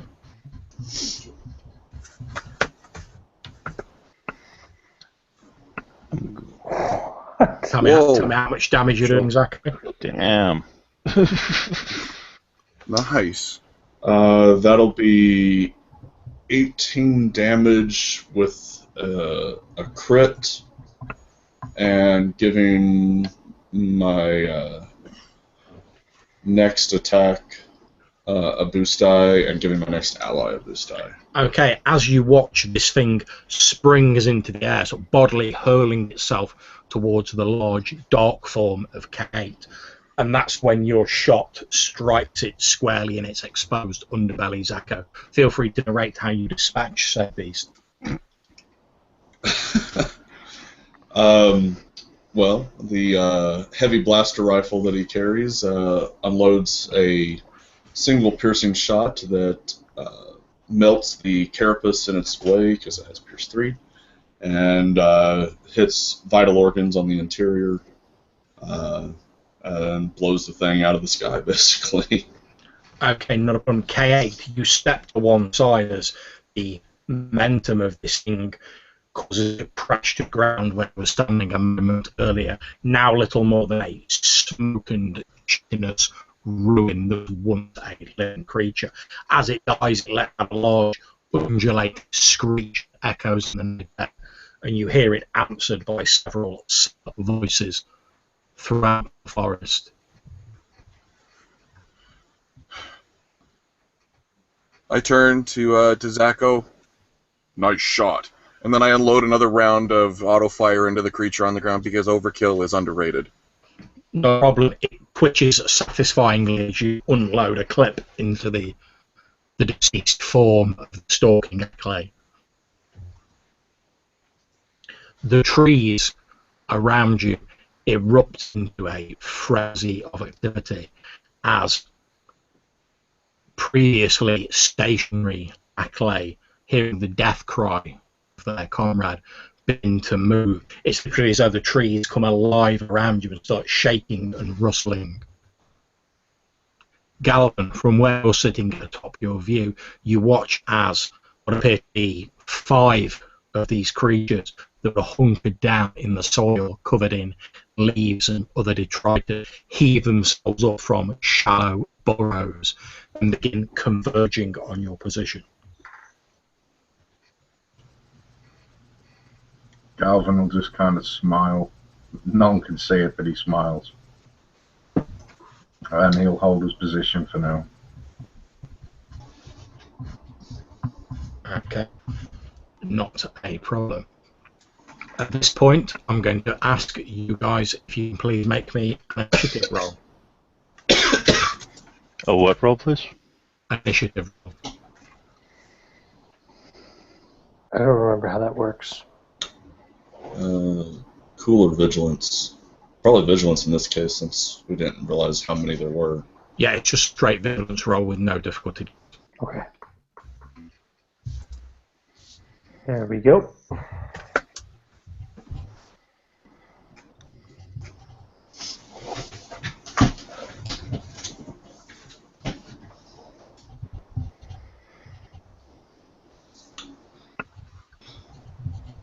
The 3 successes and 2 advantage. Okay. I'll make a roll for them.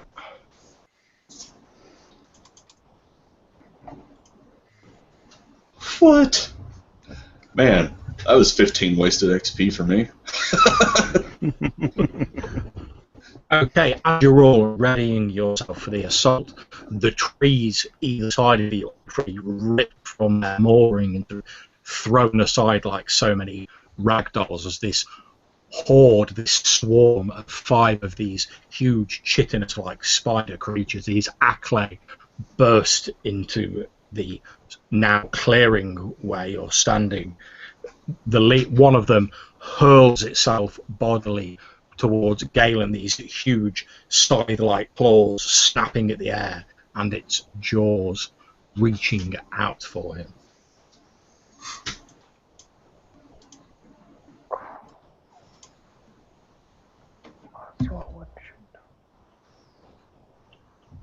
Okay, do you have any soak, Galen? Yes, I do. I have armor, and then what do I have as a human as well? Brawn plus armor plus talents. What is it, armor plus what? If you have any talents that... Yeah, and brawn. I think with your trees it's just brawn plus armor. Okay, so it'll be 5. Okay, you take 6 wounds as one of these scythe-like blades cuts deeply into your chest. The creatures burst into the clearing, one of them racing towards each of you, although they don't appear to have spotted Galvin yet.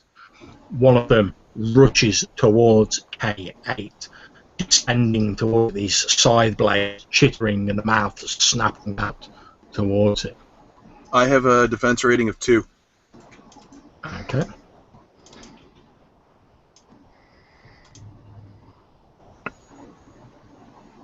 Oh my. Do you have any smoke? Yep, 7. Okay, you take 5 wounds as, again, its jaws close and pull out some of your less important circuitry. There's a few flashes of electrical crystals as some of your minor circuitry is compromised. Dash, you're stood there watching this happen as one of these creatures sniffs the air.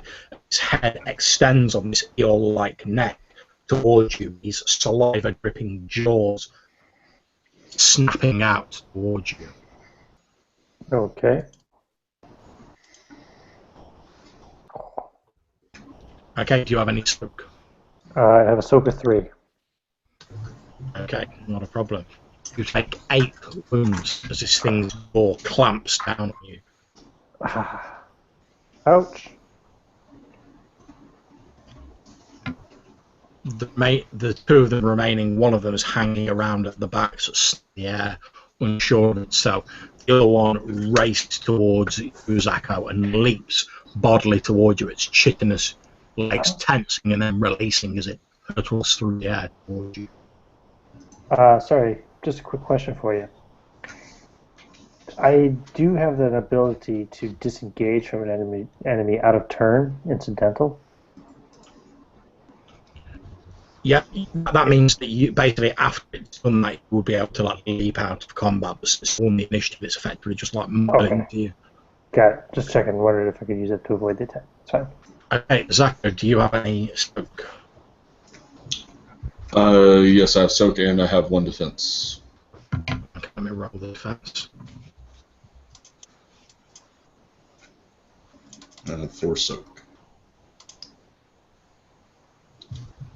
Okay, not a problem. You take 4 wounds as this thing lands next to you and its jaw clamps to your shoulder.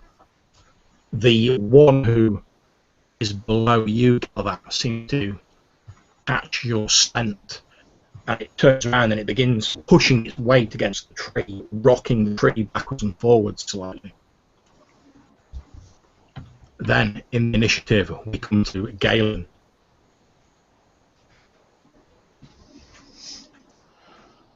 This sumbitch get my lightsaber. Okay, not a problem. It's a difficulty 3 attack. All right.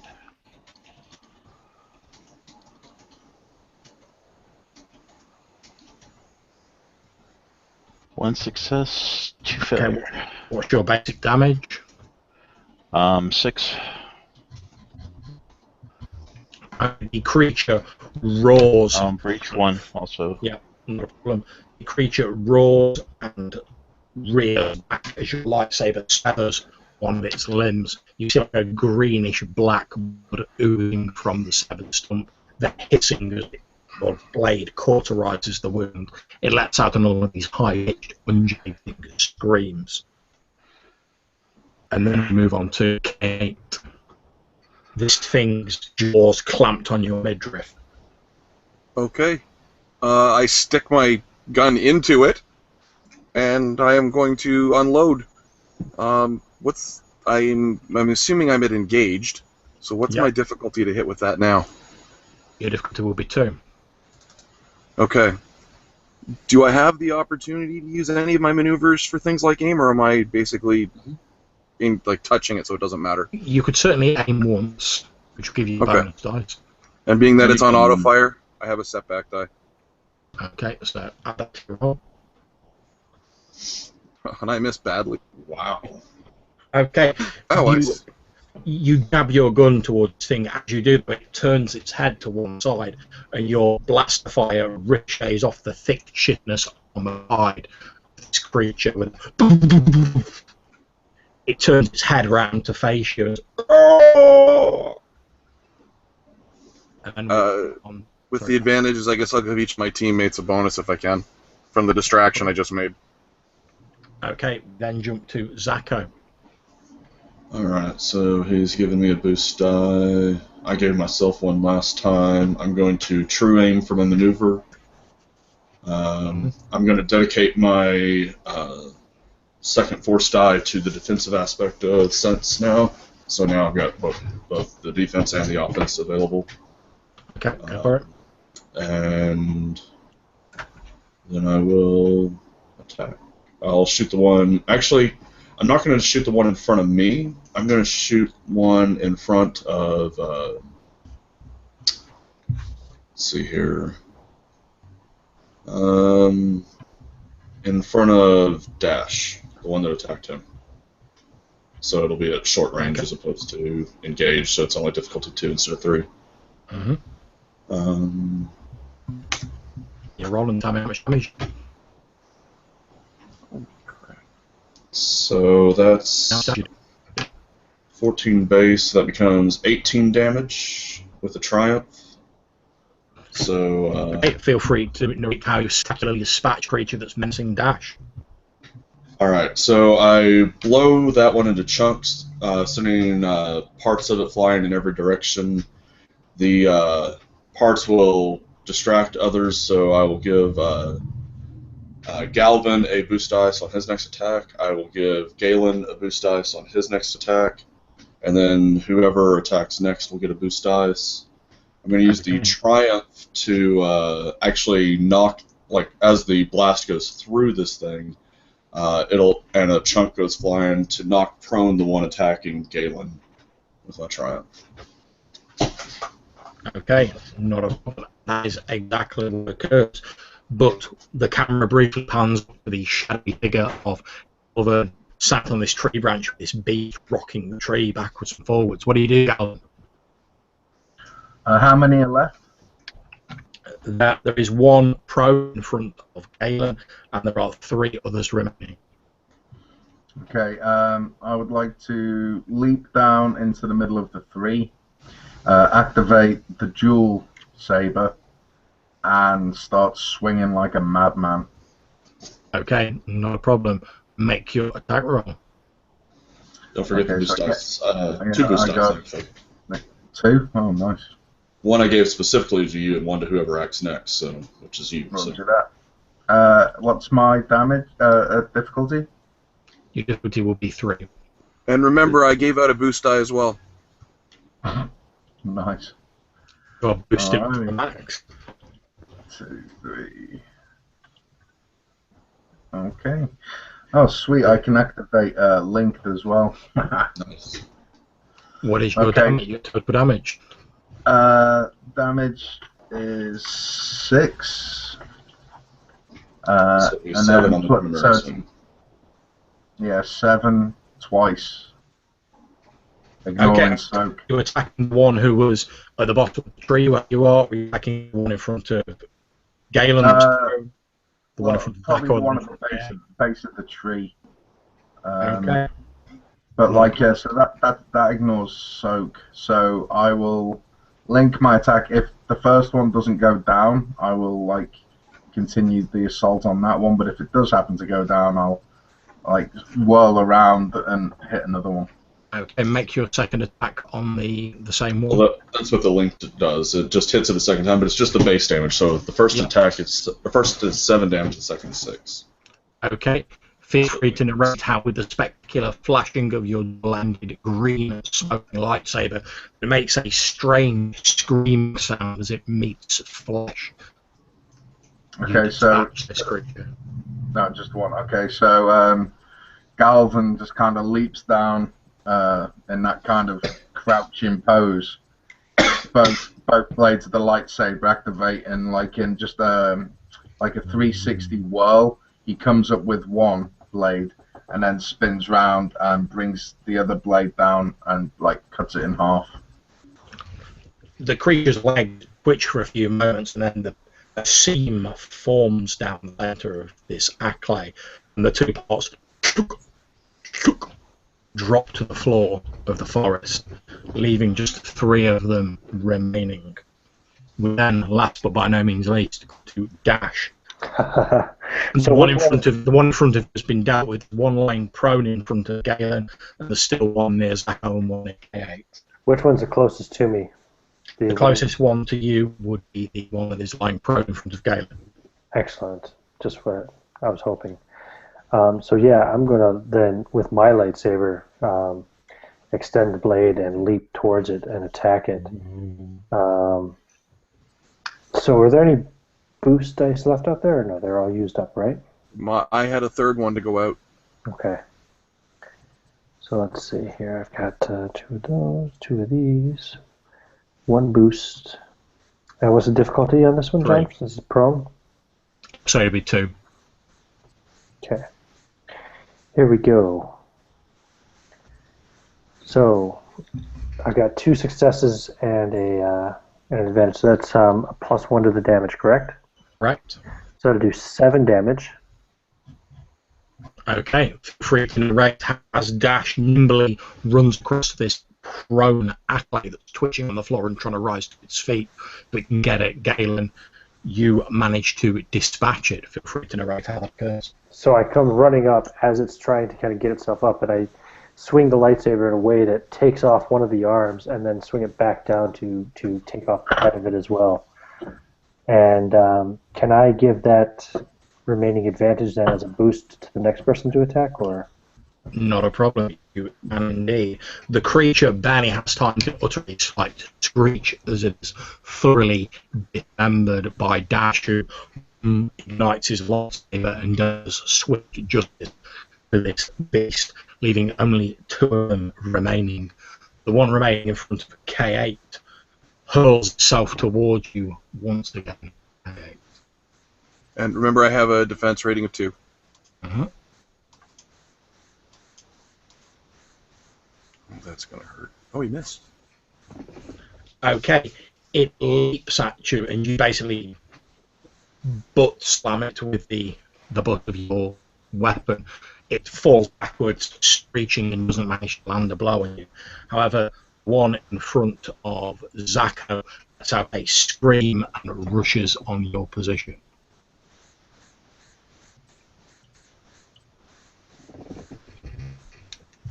Was that on me? Zacho?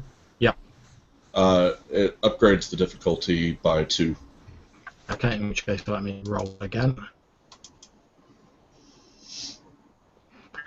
Okay. Well, upgrading the difficulty would turn those to red dice, but whichever. It's fine. It inches toward you, however you're able to nimbly avoid the clumsy swipes of its chitinous claws. then come round to the head of the initiative, which is Galen. Galen, your colleague Dash has dispatched the one twitching on the ground in front of you. You see one of them is still attacking K8, and one of them has run off in Zako's direction. Alright, I will go after the one that's attacking K8, knowing that my brother Galvin would not appreciate my assistance. Okay, not a problem. Make your attack roll. Don't forget the boost dice from me and Dash, so you got 2 boost dice. Difficulty 3. Indeed. What are you attacking with?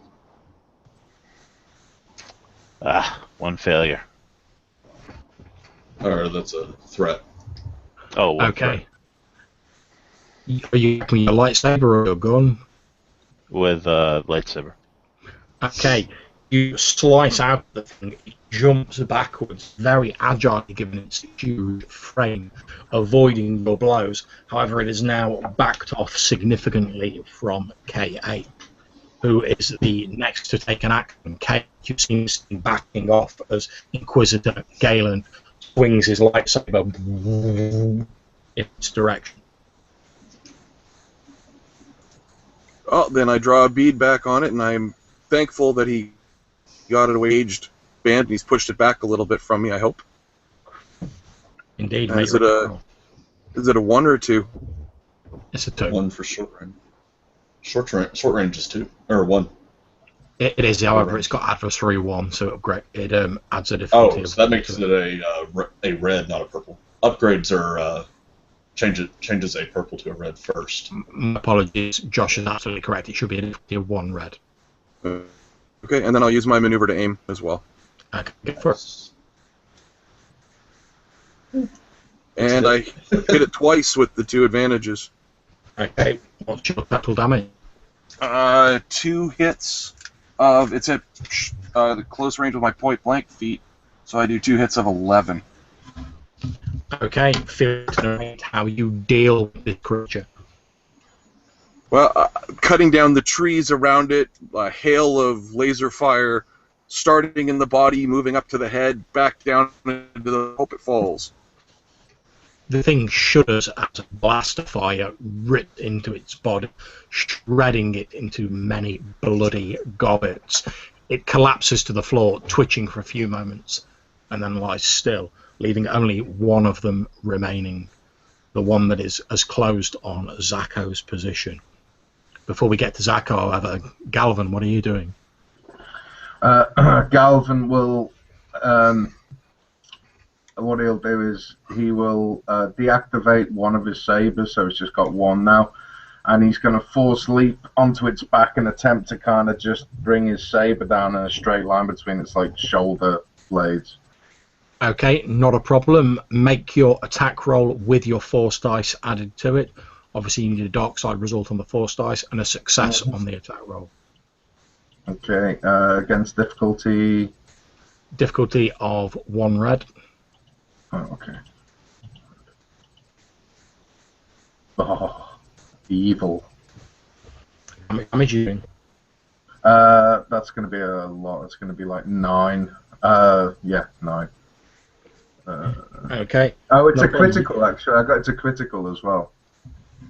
Okay, not a problem. You drive your lightsaber down between 2 of the plates of the chitinous creature as you land on its back. Zako, you see Galvin just descend from the heavens, lightsaber down into this creature. It rears up, thrashing about. It's still moving, but obviously an incredible amount of distress.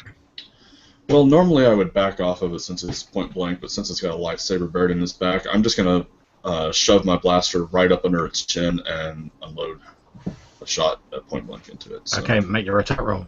I'm going to do the true aim maneuver. And then it is engage, so that would be difficulty 3 for heavy weapons, so it's 1 red, 2 purple. Alright, here we go. Okay, feel free to narrate its spectacular demise. Well, it's leaned back, screeching from the lightsaber in its back, and now its head basically just vaporizes in a gout of reddish flame, basically. An eerie silence falls over the now clearing as the sound of the blaster fire fades away, and the dying twitches of these acklay is all that you can hear. You are once more alone in the forest. I'm pretty wounded.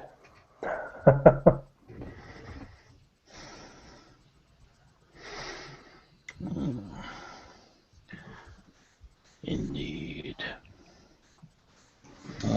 This was unexpected.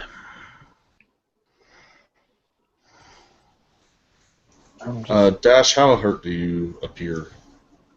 I've taken 8 wounds out of a total of 12 wound points. Okay. Zacho pulls out the one stim pack that he has and is about to inject himself when he notices how injured Dash is and tosses it to him instead. So you can inject yourself and heal 4 wounds with that. Oh, I definitely will. Okay, you inject yourself and you feel a rush of chemicals. Effectively, it's like caffeine plus stimulant X plus alpha as it rushes into your system, knitting together some of the minor wounds you've felt, and you feel energized and pumped up as you as you inject yourself. Shall we carry on? How close? Galvin will retract his lightsaber, climb down off the shoulders of this beast that's got no face anymore. Just kind of glance over at the injured boys and just kind of shake his head. Kind of like training was lacking, brothers. How close are we to the signal, or are we searching the area of the signal when this happened? You're about 15 minutes away from the area that Phil designated as the potential target zone. I think we proceed on at this point and hope that the blaster and lightsaber sounds and the accolade sounds doesn't alert our quarry. And 15 minutes is a pretty good ways, I would say. You all make your way through the trees for about a quarter of an hour, closing in on the position that Phil gave you. And as you move through the tree line, eventually, so about 14 minutes in, you can hear whispered voices up ahead, and you hear a human sounding voice say, "Hey, did you hear that?" And another voice says, "It's probably just the beasts of the forest. You know what they're like. We've got a perimeter set up. Just make sure your blaster's not on stun. We'll be fine. Don't worry about it."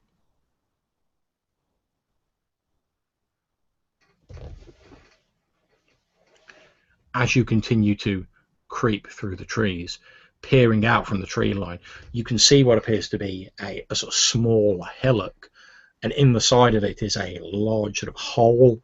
It's very dark inside. It is some sort of tunnel stretches down underground, and you can see what appear to be a number of people clad in the standard uniform that you've come to associate with rebel soldiers, stood with weapons outside this burrow, effectively. You see there are 4 of them stood there. They appear to be sort of surveying the surroundings. You see one of them standing behind them has binoculars on a chain around his neck. Well, brothers, attack strategy?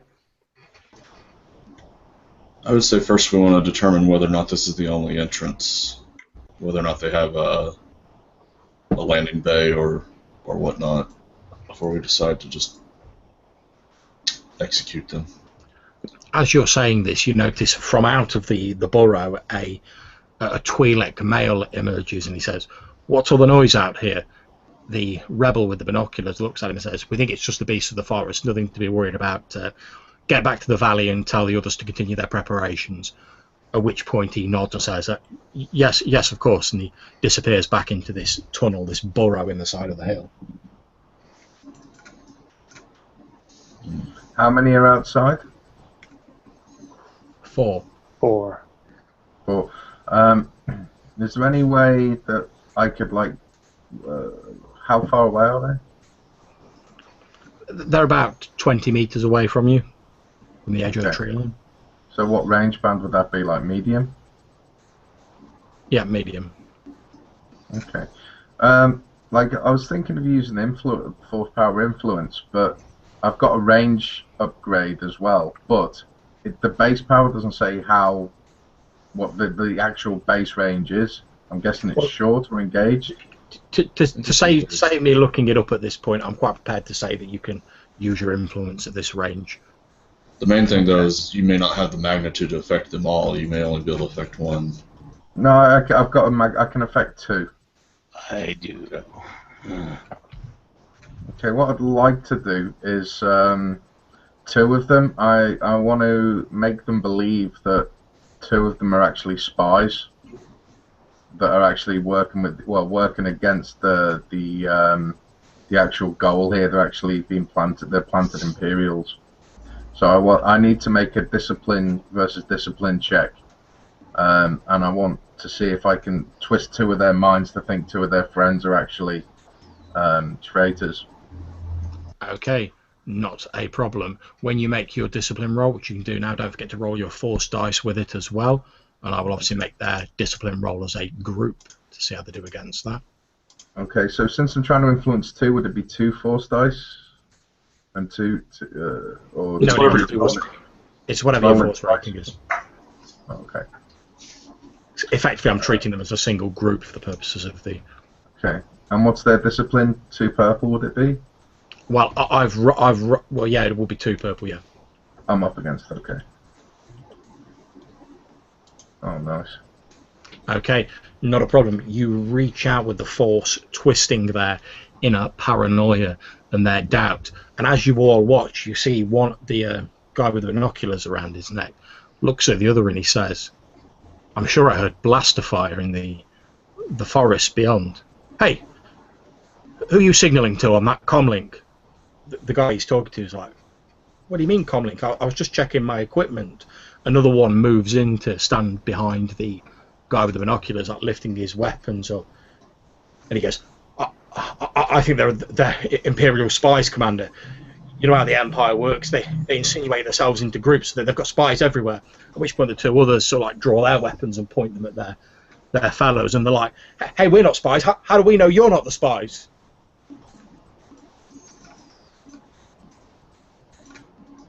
Galvin smiles at the confusion he's just created. Well done, brother. There appears to be a bit of a tense standoff between these 2 groups of 2 rebels. They're all sort of pointing their guns at each other. In this confusion, John, I want to use my seek power to see if our quarry is in this burrow. Okay, make your force roll.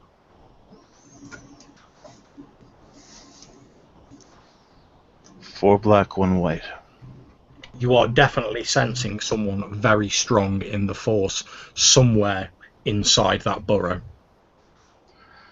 Brothers, I think our friend might be in there. The strange thing is as well. Very strong. The strange thing is as well, Galen, although you're sensing that this person is not of the dark side, you are sensing a great deal of loss, pain, and anger in the person. I sense much loss, pain, and anger. But it feels like a Jedi. When we find this Narees, she would be a valuable asset to the dark side. If you can use your powers to warp her, that would be excellent. If not, we will have to resort to more primal methods to dispatch her. Well, try not to cut too many pieces off of her before I get to have my way with her, brother. As you're discussing this, you hear one of the rebels going, look, this doesn't make any sense. Look, I'm going to put my gun down. At which point you hear one of the guy with the binoculars shout, "He's going for a comlink again." And there's a poof as he shoots this person square in the chest.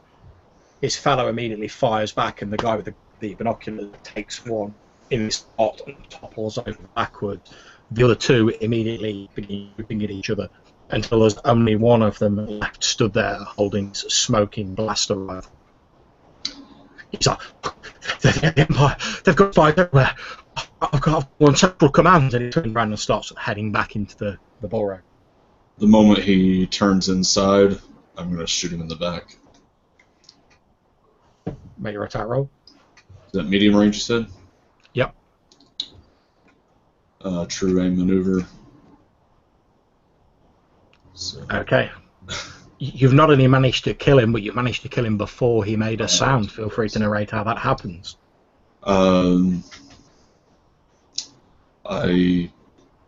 As soon as he turns to move, I'm going to shoot and basically aiming for his throat to make sure he can't call out, so it severs part of his neck, basically, with the melting blaster fire.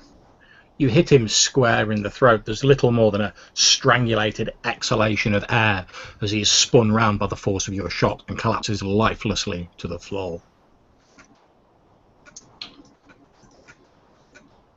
Well, that surely will have attracted some attention. Should we wait for more to come out and pick them off as well? Well, I think we have to move in at this point because we didn't take the time to see if they have additional entrances and exits. So. Our quarry is surely inside. Fine, let's go then. I'll draw my lightsaber and start moving towards it. Okay. You head into this burrow, which as you enter starts off as a fairly narrow, claustrophobic tunnel, but soon widens out into a larger, more cavernous opening as you move inside. As you move inside, you hear a voice from the darkness at the far end of the tunnel shout, "Who's there?" I'll power on my lightsaber and move towards the voice.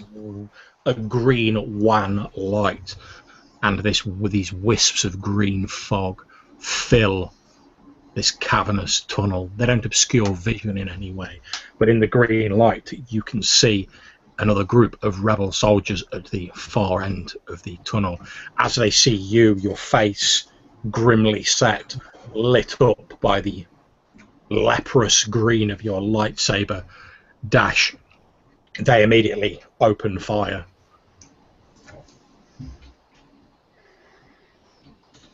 Okay.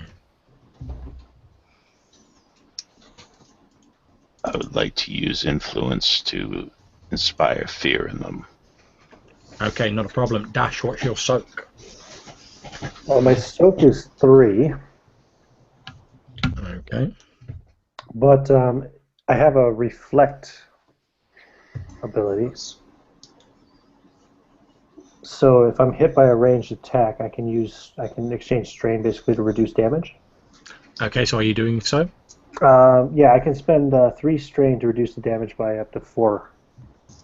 Okay, so cross off the strain and you only take 4 wounds as this salvo of blaster fire fills this cavernous burrow. He reduced it by 4 and the soak reduced it by 3, so it would have been 11 base. No, I've already taken that into account. Oh. Okay. 2 dark, 1 light.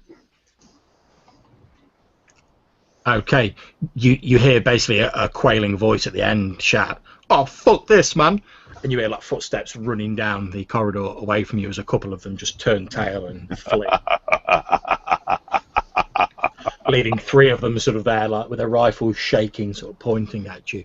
Dash, how many wounds are you on now? I'm back up to 8 wounds again, so. That's cool, not a problem. Yeah. Not a problem for you. You might not want to be the front guy anymore, Dash. Okay, Dash, since you're in there at the front, Dash, you can pretty much all cover this distance in a round. It's not a very long tunnel, although it is sloping down. You can see light at the other end of it. Well, the twinkling of stars, rather. Mm-hmm. What do you do, Dash? You're at the front. I'm going to dive in amongst them, and if any of them looks to be kind of leading the others, I will attack that one. But otherwise, I'll just attack whoever the most immediately threatening looks to be. Okay, make your attack roll. And what's the difficulty on that? The difficulty is 2. Okay. And Yeah, it's fine. So I got a triumph, an advantage, and a fail. Okay, so what I'm going to say with that is you don't manage to reach them quickly enough to actually lay them out with your lightsaber. However, as they sort of reel backwards, trying to get out of range of your swinging green misted lightsaber, you can grant 2 bonus dice to your compatriots, since they're scrambling to avoid you. I will indeed then, to whichever 2 are coming right up behind me, hopefully. Okay, who's next in the tunnel? I guess I'll head down if no one objects.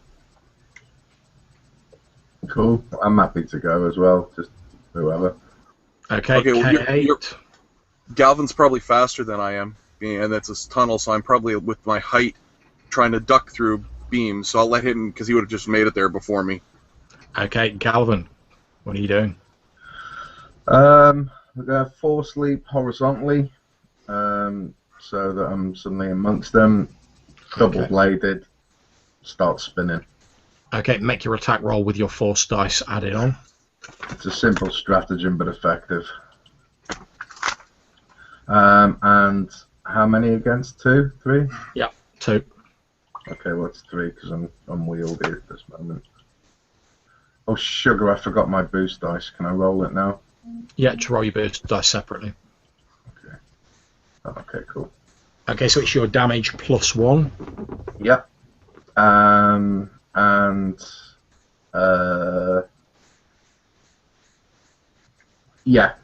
Damage plus 1, so 7 to 1 target, because I didn't get to link it, unfortunately. Okay. You successfully dispatch one of the rebels with the flickering of your lightsaber. As one of the rebels topples to the floor in several pieces, leaving only 2 of them remaining. Also, sorry, go ahead. I'd like to activate the sense, so if I do get attacked, it upgrades the dice pool twice.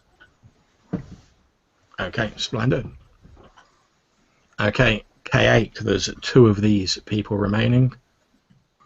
Okay, I will head down behind the person just attacked, jumped in, and with his disadvantages that he got, if you wish to penalize me with them to make sure that I don't hit them, I'm happy with that. And I will, on auto fire, I'm going to hose those other 2 guys down. Make your roll. You will have a setback dice due to the confined conditions. And I missed, but Okay, you do indeed so miss. Bonus dice all around. Yeah, they scatter to avoid your shots. However, in scattering, you have given bonus dice to your companions. Who was next? Is it Galen or Zacho next into the tunnel? Galen, go ahead. Zacho and Jet are at the rear.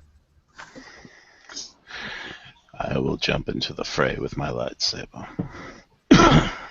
Okay, make your attack roll. What's the difficulty? 2.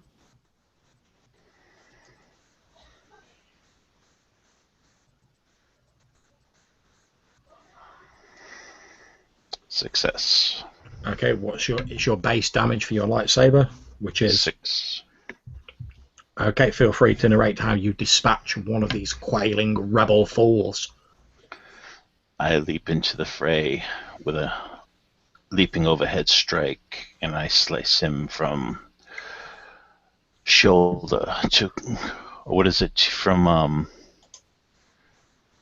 what do they call it, from crop to cod, or what it is, whatever it is. Stem to stern? Stem to stern, yes. Cutting him in half, basically. In twain. Excellent. And he topples to the floor with a scream, leaving just 1 of them remaining. However, from the people who ran away, so that you presume outside the far entrance of this tunnel, you hear someone shouting, "We're under attack! We're under attack!" And then you hear someone going, "We need to move now! Get the freighter off the ground!"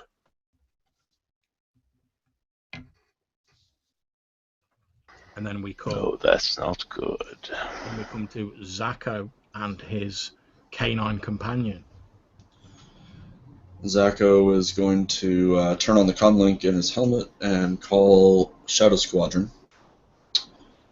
Commander Greer, here are the coordinates to a shuttle that will be taking off somewhere within this vicinity in the near future. We need you to dispatch it. This is Commander Greer. My apologies, Inquisitor. Several rebel vessels have engaged Garuda's palace. We are currently engaged in, and you hear like in the background, like, we are currently engaging them. Understood.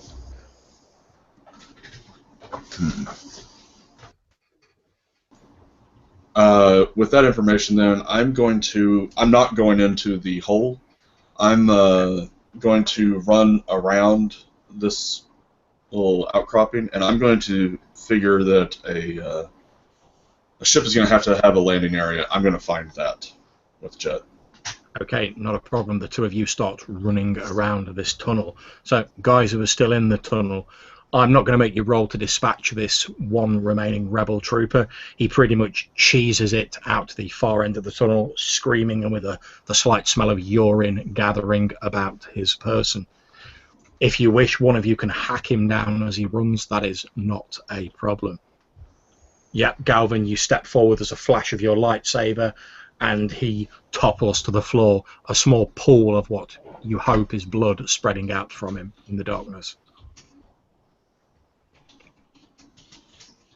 In the distance beyond, you hear like a...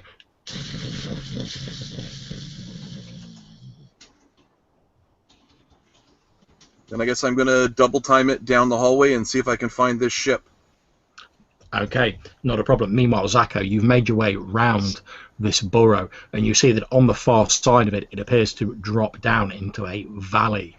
You can see in the centre of it are a large number of rebel troops running about, and there is an old, antique-looking YT-1300 freighter firing up its engines, slightly starting to lift off the ground, hovering a few metres above the air. As you watch, you see a young woman wearing brown robes. She looks over in your direction, appearing to catch your gaze despite the great distance. Then she runs up the ramp on board the freighter. You can also see on top of the freighter there's some weird sort of like modules or pods that are attached to the top of it. They don't appear to be sort of standard issue for a freighter of this type. All right. From where I'm at and where it's taking off, is there an angle that I can run to where I could jump off of something to try to get on the ship, either the ramp or just on top of it? You could possibly scale one of the trees, and then presuming it takes off and heads towards Garuda's palace, it'll be heading directly over you. You could possibly try and leap out of the top of the trees and grab hold of one of the outcroppings on this freighter and pull yourself up onto it, although you would be on the exterior of the vehicle, the hatch having shut. Okay, and it's a 1300, you said? That's correct. I'm going to climb the tree to prepare to attempt that next round if I have to. But once I get up there this round, I'm going to take aim and shoot at the cockpit and try to take out the pilot through the windshield that's pointed at me. Okay, not a problem. Make your shooting roll while I tell the rest of the guys what they see. As you guys make your way out of the burrow, you enter this hidden valley. You see this YT-1300, as I've described it. You're just in time to catch the flash of a brown robe as someone moves on board, and it begins lifting up into the air. I'm going to aim and true aim as maneuvers here. Not a problem. And I'm going to call on a destiny point. And what range is it going to be at this time? You're at long range. Long range? Okay. Aim, true aim, accurate. Alright, here goes nothing.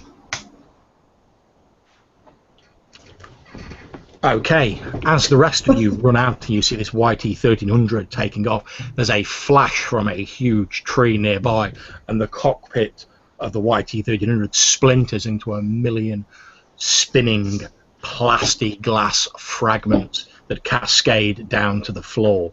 The YT-1300 moves over the trees, although you notice that it appears to be dipping and wobbling slightly as it does so. It passes directly over the rest of you Inquisitors as it sort of begins moving upwards and heading over the trees out of the valley. Alright. I'm going to try to jump in the now open cockpit as it passes overhead. Okay, not a problem. Make an athletics roll. The difficulty is going to be 4 for this, since obviously it's moving quite quickly. For my 2 advantages from last time to help me out. Athletics. I don't think this is my strong suit. This could be bad. Yeah, this is not my strong suit. Let's see here. Is there anything else I could do to give myself a boost die in this kind of circumstance? Not really under these circumstances. You use some of the Destiny dice, man. I am using a Destiny point to upgrade. Yeah, you can only spend 1 round. Right. Fair enough.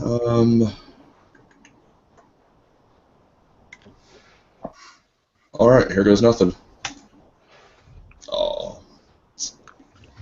Okay, you hurtle through the open air. The rest of you see the shadowy form of Zacho as he leaps towards the shattered cockpit of the YT-1300. It's obvious to you guys on the ground that he's jumped a bit too early and he's going to miss the ship. As you fall through the air, obviously landing nimbly and taking no harm from the fall, Zacho, you briefly glance inside the cockpit and you see the co-pilot sort of frantically wrestling with the controls as the main pilot is slumped dead in his seat with a hole drilled through his chest.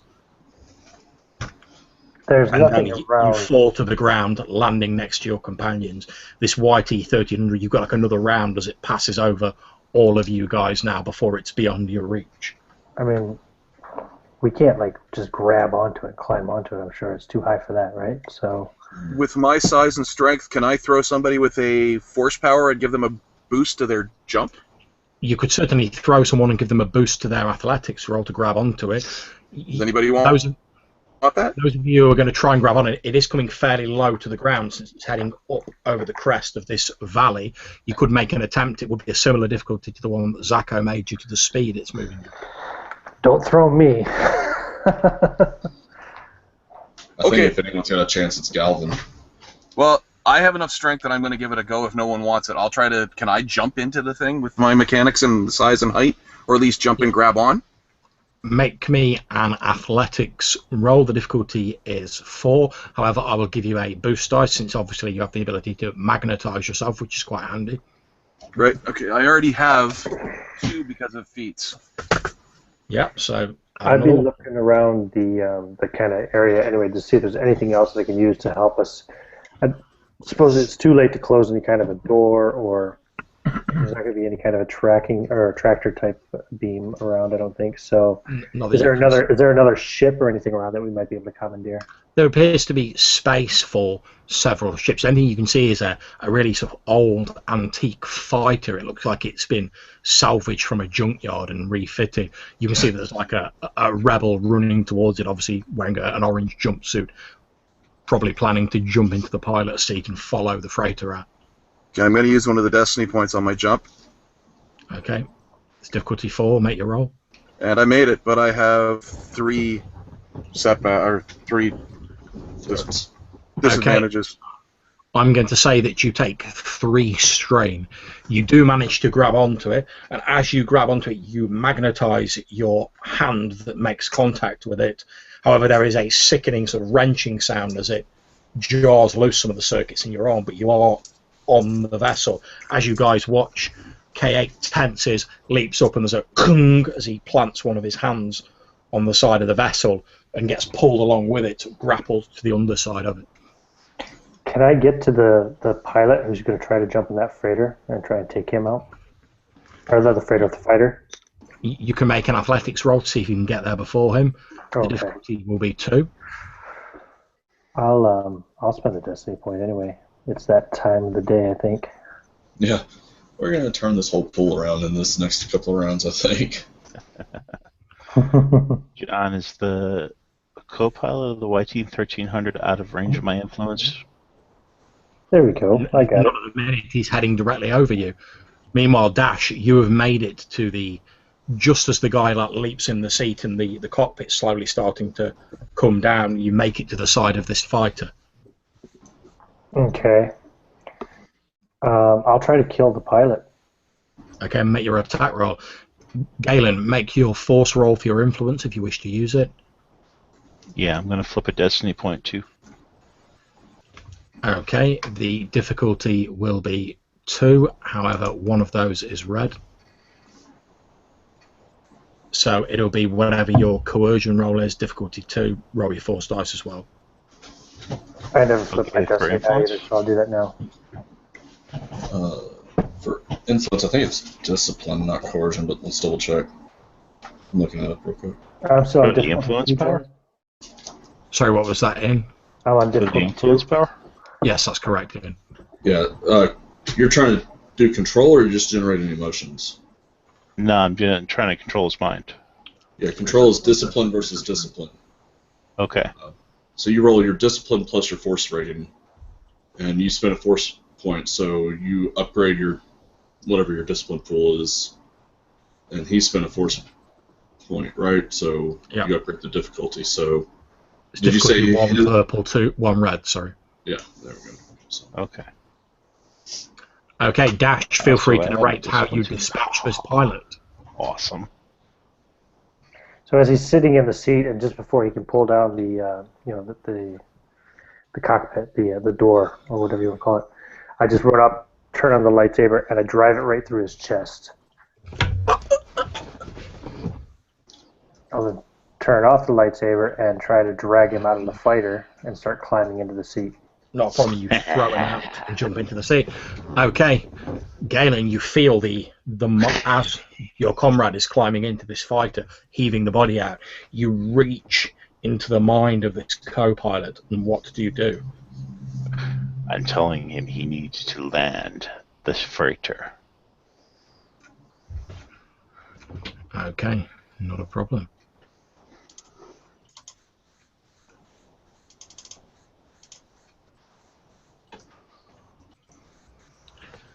Okay, you reach into the mind of this person, but it's strange. You can feel another presence acting against your own will, trying to shore up this person's resolve, but you swat it aside as you might an annoying insect, and you're rewarded by seeing the landing gear go down on the YT-1300, and it begins to head towards the small clearing you previously in, actually, where the accolade cleared out the trees, and you see it begin to head down towards the ground. Excellent.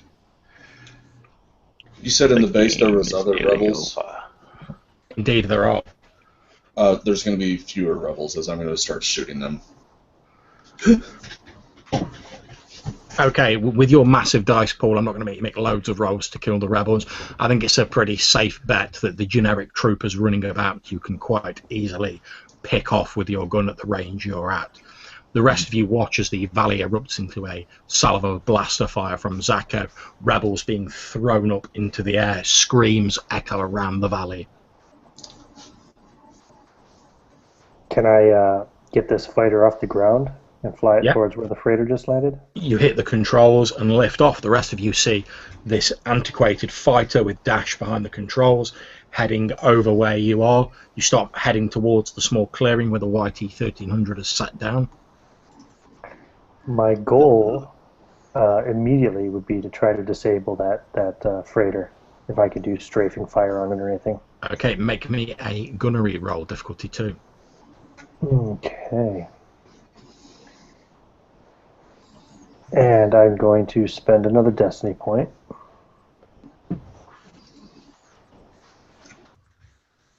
There we go. 2 successes and a threat. Okay, your fire strafing the landed YT-1300 chews up the top of the old freighter. You don't think you've disabled the engines. However, as you watch, one of the pods that's weirdly affixed to the top bursts open as a blast of your fire hits it, and you see what appear to be curled up inside several of the same sort of antiquated battle droids that you saw in the Hutt's palace. Then you watch as the YT-1300 slowly begins to lift off the ground again. Oh, no, it doesn't. Inquisitors, are you en route to the freighter? Oh, indeed we are. I'll try to keep it on the ground then. Myself and Jet are dispatching the rebels that are still in the base. Watch out, Okay. they've got more battle droids. Okay, K8, you've been hung on the underside of this YT-1300 as it's landed. What are you doing? I'm going to keep magnetized to the hull, but I'm going to try to move to where the ramp would be that they would come down. I want to be able to basically... I'm going to back attack them when they come out. Okay, not a problem. The ramp Actually, will come down. Can I pause that for a sec? The door opens. Yeah. I throw one of my grenades in once the door opens. Okay, the door doesn't appear to be opening. Indeed, it appears the freighter is starting to take off again. Okay, well, I'm still magnetized on the hull. Oh yeah, no problems. Okay, Dash, as you watch from your position, you see there's an explosion of glass as the viewport on top of the old freighter shatters, and you see a figure clad in brown robes step out on top of the ship. There's a vroom as a blue-bladed lightsaber ignites. So she's standing on top of the ship as it's starting to take off, eh? It would appear so. With her free hand, she reaches out towards your vessel. I'm going to try to ram the freighter. Uh-oh! Hopefully, my approach ideally would be to come from above and try to ram it back down into the planet's surface. But Okay. I'm sure she has other things in mind. Not a I problem. think anyone on that ship would have other things in mind. Remind me what the opposition for influence was. It's discipline versus discipline. Am I now a sir? Sorry, what was that? Say again. Am I now a prototype landing gear? Not a stormtrooper anymore? You are still Before the session's open, possibly. It's going to get messy. What's your discipline, Dash? My discipline is 4. Okay. But what's your the stat that goes with your willpower? Can I use a destiny point as well? You would upgrade their difficulty if you did it. Yeah. Okay. So I mean, what is your... destiny point? What is my willpower? Is 4. So it'd be 4 red normally, so it'd become 4 red. No. Sorry. My willpower is 4. My discipline, I have no ranks in. Oh, so Oh, it's but 4. I do have. Sorry, I have this thing that gives me 1 less. What is it? The black die thing. Setback. But you don't have a setback here anyway. Okay, cool. Okay, not a problem. The brown-robed figure reaches out towards your vessel, Dash, Uh-oh. and suddenly you're filled with an almost impossible to resist compulsion that you should leave this area immediately. Yeah. Okay. I guess I can't resist that, right? So I begin to leave the area immediately. Okay, not a problem. You're free to choose your destination, but you feel compelled to leave the area. I guess I'll start heading back towards Garuda's palace. Okay, not a problem. You break off and head towards Garuda's palace. What are the rest of the Inquisitors doing while this is going on? Obviously, we know K8's grappled underneath the ship. Hauling ass towards the vessel. Okay, not a problem. Can you all make me I'm going to athletics be trying rolls? to work my way to that cockpit. Make you a what? All of the Inquisitors who are running towards the scene, can you make me athletics rolls difficulty 3?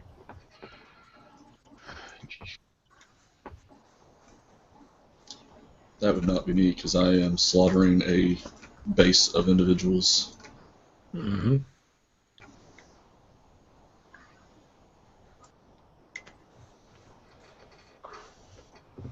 Okay, so Galen, if you're also converging on the vessel, can you make me I'm going to flip a athletics roll? destiny for this.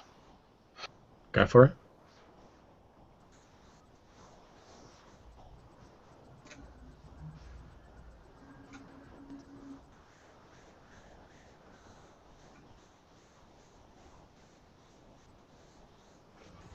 Okay, unfortunately, Failure. Galen, perhaps suffering from his earlier injuries, doesn't make it in time. However, Galvin, you burst out into the clearing that you previously fought the Acklay, and their corpses are still littered about.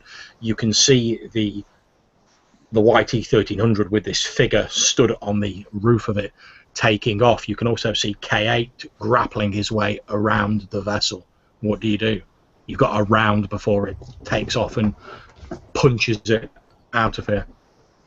Okay, I'm going to attempt to speak to her, but I want to use my, since this is a separate round, I want to use my influence power to try and instill in her feelings of despair, hopelessness, and also to influence her thoughts that, you know, you said earlier she was already feeling like sense and stuff, doubt and stuff, and loss. So I want to amplify those feelings and, yeah, try and make her, you know, I want to talk to her about the power of the dark side and see if I can't reason with her. It's a discipline roll with your force dice added. Your difficulty is 2 purple, 2 red. Got no chance. I'll flip a destiny. Now we have completely filled up the pool. Yeah, it's my first one I've used all day. Me, brother. Oh yes. Oh, I didn't roll this. I didn't roll myself. Whatchamacallit die. Oh yes. Oh no. Oh, I did. You don't have the roll red. red. You don't have the red dice. So I roll the tell you red what. separately, or just complete re-roll? Just roll the 2 red separately. I thought that was kicking ass. Oh. So 1 success. Okay, however, you still have 1 despair. success. Oh, okay. So what do you say? Your contact's not completely controlling, but what do you say to her, Galvin, as you reach out and you make contact with this incredibly disciplined mind? Okay, I'm going to say to her, it's futile to resist the Inquisition. Step down and join us. Someone of your power would always be welcome in our ranks. You hear a strong-willed female voice in your mind say, do I have to give you another lesson in just what a true student of the Force can do? Inquisitor, talk. I bested you once, I can best you again. I know what happens to my kind who surrender to the Empire. Yes, but the people that have surrendered before have been weak and found wanting. You have great power and great potential. Join the dark side of the Force and let us show you where true power lies. The loss you're feeling, we can quell that, replaced with power. Make me a coercion roll. The difficulty is 2 purple, 2 red. Yeah, okay. You won't get a bonus dice, though. I won't. I will. You will, Oh, okay. because you have influenced her to a small degree. Okay, no. It's not happening. Okay, mentally she snaps back to you. I know there's no mercy from the Empire, and you will get none from me. You've got 1 round as this YT sort of taking off and turning around, ready to head towards Garuda's palace. What do you do, Galvin? I'm going to say, well, you leave us no choice. And I want to use Force Move, because I can move a silhouette 1. So I want to kind of just throw her off the roof of the thing, and she'll take 10 times silhouette damage if she hits the floor hard enough. Not a problem. Make your roll. I need a black. Really, I need a black now. Oh, you bastard.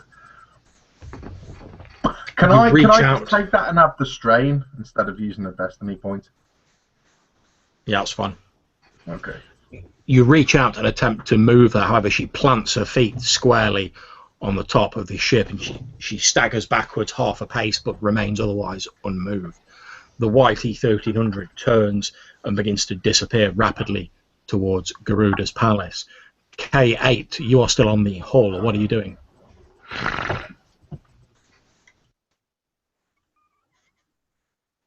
Okay, where can I make it to with a maneuver? Can I make it to the open cockpit glass? Can I crawl around the top?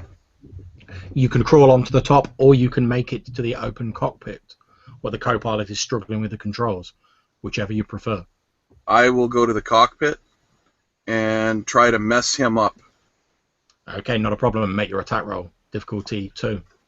You will get a All right. boost dice since he's not expecting a huge Dark Trooper droid to suddenly lunge through his cockpit. Unsurprisingly. All right. Oh! Ouch. Okay, free to First good narrate roll the tonight. unfortunate fate of this co-pilot. He's wrestling with the controls. He looks up and sees this huge black hand coming towards him through the open cockpit. What happened next? I grab him by the face, and I pull him and toss him out the window as I take his spot in the cockpit. Okay, Gavin, where you are, where Galen is just catching up to you at the edge of the clearing, you hear this, ah!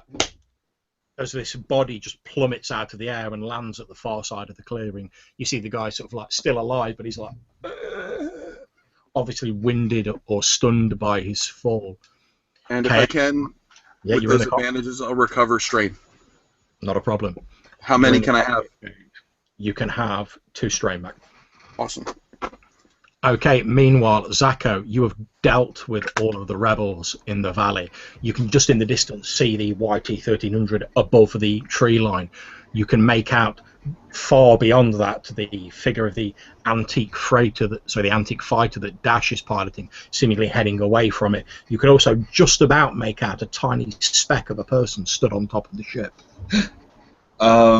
Well, that particular problem is out of my reach at this point. So what I'm going to do is I'm going to start going through the base, and I'm looking for a computer, like records of some kind or something that would let me know what exactly their mission was, so I can communicate it to our forces in the palace and that kind of thing. Okay, not a problem. You quickly locate a computer terminal since they've rushed out in a hurry and not secured everything properly, and make me a computer's roll to bypass their security.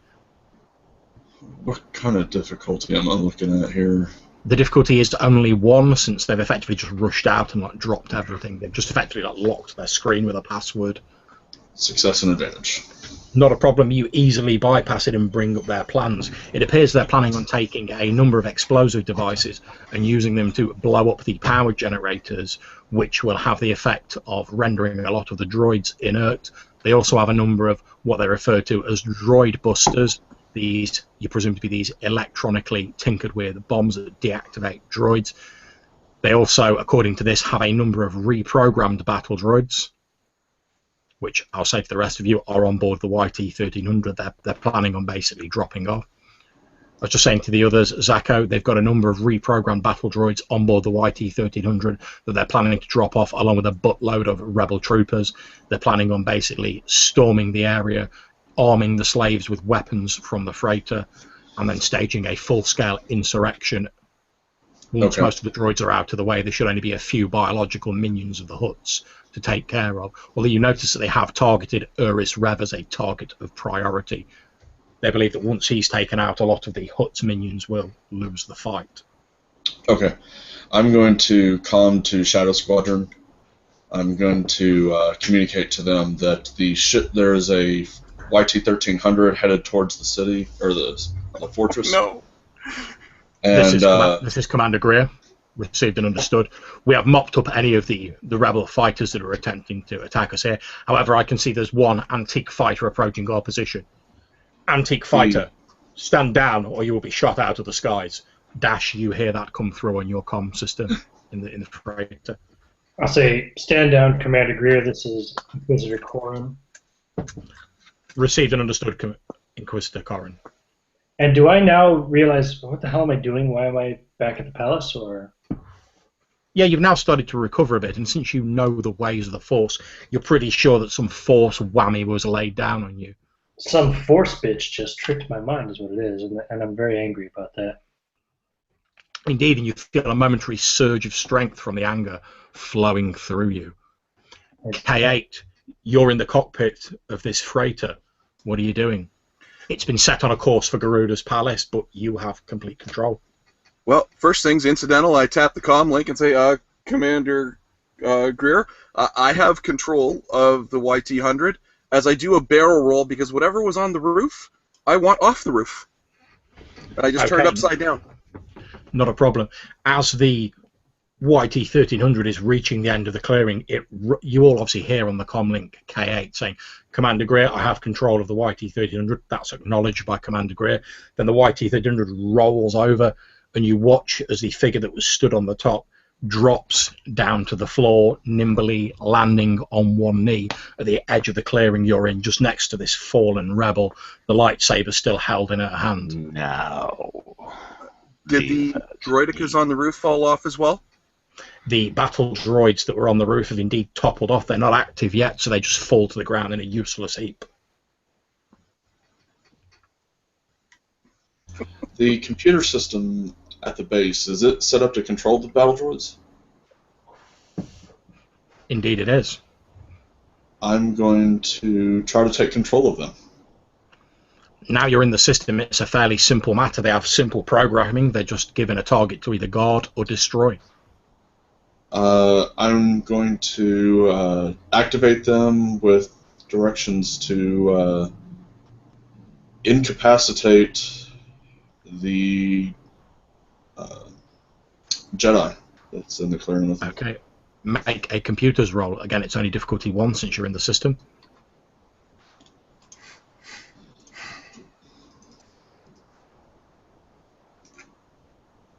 Woohoo. Success again. Okay. As you guys in the clearing, Galen and Galvin, watch this useless conglomeration of battle droids that have fallen off the top of the YT-1300 suddenly all stand up in unison, point their guns at the Jedi and begin firing. She moves incredibly quickly, deflecting the blasts from their guns and basically carving her way through them. However, that will give any of you attacking her a boost dice, and it also means that her action for the round is effectively spent carving up these droids rather than yourself. Nice. There's a as she makes short work of these antiquated battle droids. I am going to use my influence power, pretty much doing what Galvin was trying to do to her. Amplifying her feelings of despair and loss and all those things. Hammering down on her will. Okay, not a problem. Make your roll, your discipline roll. The difficulty is 2 purple, 2 red. Okay. 3.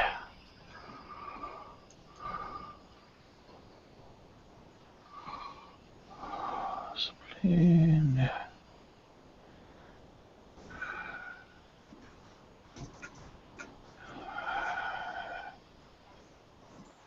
Going to flip a dark side. Mm-hmm.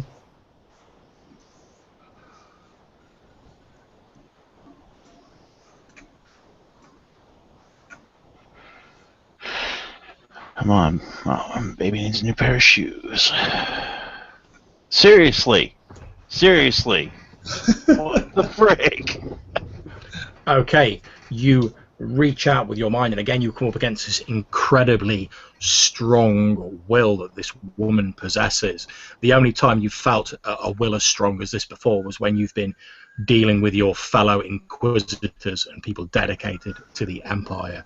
She throws a hand out in your direction, pushing you back several paces, although distracted as she is by the hacking up these droids, she's not able to knock you prone or off your feet. It just drives you back a few paces. Galvin, what do you do? He must die. Okay. Galvin will say, it looks like we have to do this the hard way. And in like a Darth Maul kind of pose, he's going to like pop out both edges of the lightsaber, and he's going to shout to her, "You seem mistaken, Narees, that we've met before, but I guarantee if we had, you would remember." And with that, I'm going to prepare to like strike a Makashi pose, and then just like start attacking. Okay, John Williams not is my a problem. power. Indeed it is. Make your attack roll. The difficulty is 2 red and 1 purple. Okay. Also, I will activate my sense power, so she can't attack me this round anyway, so it doesn't matter. Indeed, and don't forget you have a boost dice, because she's been hacking up the droids. Yeah, okay. That'll do. Oh, I'll link that bad boy as well. Okay, what's your damage? That's going to be 12. Okay, she staggers backwards, having taken several or so vicious wounds from your lightsaber. However, incredibly marshalling her will, she remains standing. You know, it gets rid of 10 points of soak, right? Mm-hmm. Yeah, okay, just checking. It's like, why is she still standing? Okay. Don't worry, you've inflicted a hell of a lot of wounds on her. Okay, cool. With the advantages, can I keep... hang on 1 second. Spend triumph if I miss an attack. Okay, yeah, what I'd like to do is get rid of a point of strain. Not a problem. If I spend 2 advantages, do I get to keep 1 from my... Oh, no. Yeah, 1 advantage, I'll give it to the next one, because 2 was used for the linked attack. So yeah, 1 strain, give 1 a boost to the next person, and that's it. Okay, we briefly cut out of this tense scene back to Dash in the cockpit of this antique fighter, now aware that he has been influenced by this Jedi scum. What are you doing, Dash? I will tell Commander Greer to rally his TIE fighters and follow me and start heading back to where I last saw the freighter. Okay, you hear Commander Greer's voice on the comms say, "We understand, Lord Inquisitor. We will take up flanking positions," and you see the TIE fighters with their customary move in either side, 2 on each side of you. It's like these fucking beautiful fucking vehicles flanking this jalopy of a fighter. Pretty much. Trying not to outrun you and... Pretty much, it's like 4 BMWs have just pulled up alongside a Morris Minor. That's pretty much what it looks like. I'll just head back in that direction. I can't let that Jedi escape. Okay, presumably you're going full speed. You're punching it, and oh yeah, not a problem. Your conglomeration of ships roar in the direction of the clearing. We then come back to the combat in the clearing, with the Jedi making her move. Seeing Galvan as the main threat, given the vicious wounds he's just dealt against her, she leaps forward, spinning her lightsaber very dexterously around. Those of you who have studied lightsaber form recognize the Ataru technique, which focuses on many short stabs and dexterous swings of the lightsaber rather than brute force. And spinning it round in a blue arc, she leaps nimbly towards you, lashing out. Is it an initiative roll, or? I'm just going in a basic order now. It'll basically be her, yourself, and then Galen. Mm-hmm. Okay. Do you have anything that's modifying her difficulty? If she gets a failure or 3 threats, I get a riposte, which means I hit her back for lightsaber damage. Do you have any defense for your armor or the defensive talents? Yeah, the sense. I'll roll to use my sense now. Go for it. And if it works, 2 attacks on me get upgraded twice. No, you don't. You don't roll for that. You dedicate a force die to it. Oh, okay. Oh, yeah, it basically means you wouldn't be able to use that force dice for anything else whilst it was dedicated. Right. Oh, okay, that's fine. Okay, not a problem. So I'll upgrade her difficulty twice. Okay. And I've got a defensive 1 as well. Okay, not a problem. You see her pause for a moment, and this blurring swathe of attacks is directed at you.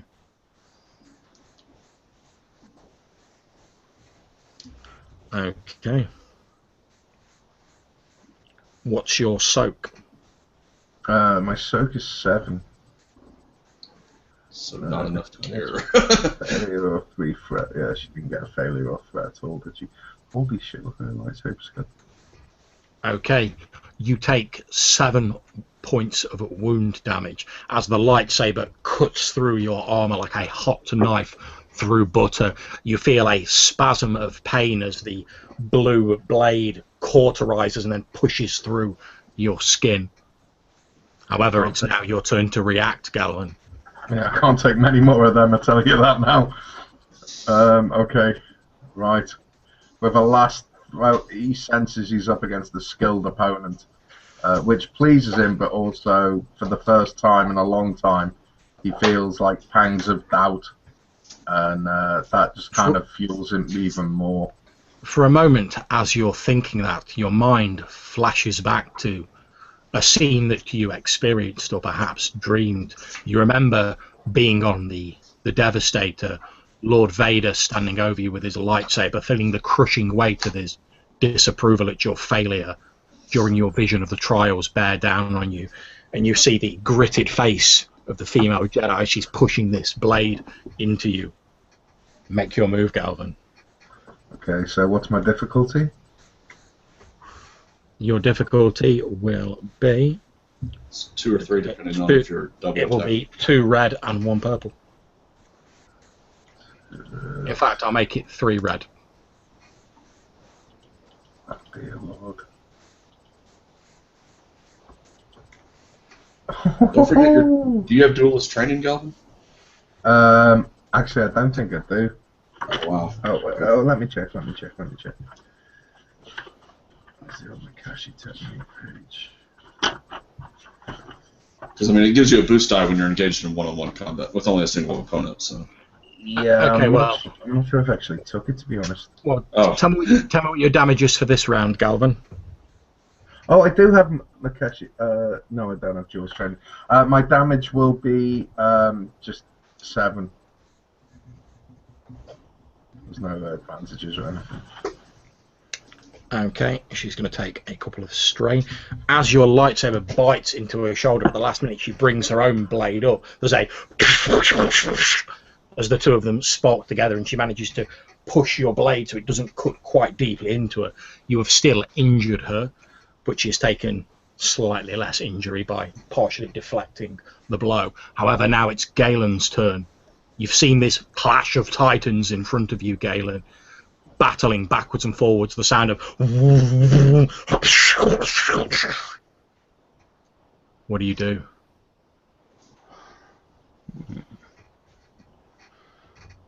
Is there debris in the area? There's about a dozen or so destroyed battle droids, the severed chunks of many a dead Acklay, and at least 1 stunned rebel soldier. Not to mention numerous bits of wood. Good. I'm going to hurl a nice sized chunk of debris at her. Okay, make your roll to do that. Okay, move roll plus... The difficulty is 3 red. 3 red. The attack roll with that skill, I think, is ranged light. It says it's part of the ranged attack, and Yep, range light. Light. Okay. Hold on.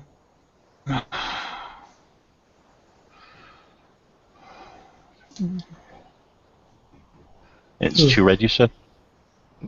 It's 3 red. 3 red? Alright. 3 dark side and fail. Okay, you do hurl a chunk of one of these Acklay at her. She spins around, her robe flailing out as she does so, lashing out with her lightsaber blade. The 2 halves of this chunk pass either side of her and clatter into the trees. At this point, Dash, you're not quite there yet, but your squadron's closing on the clearing. You can see the flickering of lightsabers as this battle's occurring. You've got 1 more round before you're in range. You hear Commander Greer say, "Weapons hot." Yes, prepare to focus all fire on the lightsaber duel. Received and understood, Lord Inquisitor. Shadow Squadron, train all of your fire on the Jedi. Okay, then we come round to the next round, which is the Jedi. Still seeing you would as I get to be running that direction, and how far away am I at this point? You'll Because the be previous round's when I turned the droids on, so...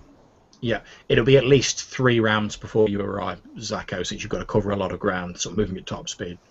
Okay. Well, I just need to get to extreme or long range. So yeah, that's what I mean. Obviously, you're not going to get within combat range within 3 rounds, but yeah, you'll be at long range within 3 rounds. Okay. So 1 goes by 2 more. Okay. What was the modification for the difficulty on an attack roll against you, Galvin? There isn't one. It's just basically. Oh yeah, I got defense 1. And 2 upgrades because of your sense. Oh yeah, 2 upgrades because of my sense. Thank you. If I've got to think, if she gets a failure or 3 threats, I get to riposte and hit her. Does that mean overall dice pool, or just like if she rolls them at all, even though they don't register as the main deal, they're not cancelled out? If she rolls them in a single roll, you get to make that immediate riposte. Okay. So that last one, she got 2 failures. That wouldn't have counted, no? No. Okay, cool. Got you. Oh, dear God. Man. That's a triumph. You might be going down. I am down, mate. Not a problem. She strikes you. You have taken 9 damage. -2. Okay, not a problem. At Is this that before point, soak? Yeah, after soak. That's after soak. Yeah, okay, -2. At this point, I'd like you to roll me a D100, if you would please, Galvin.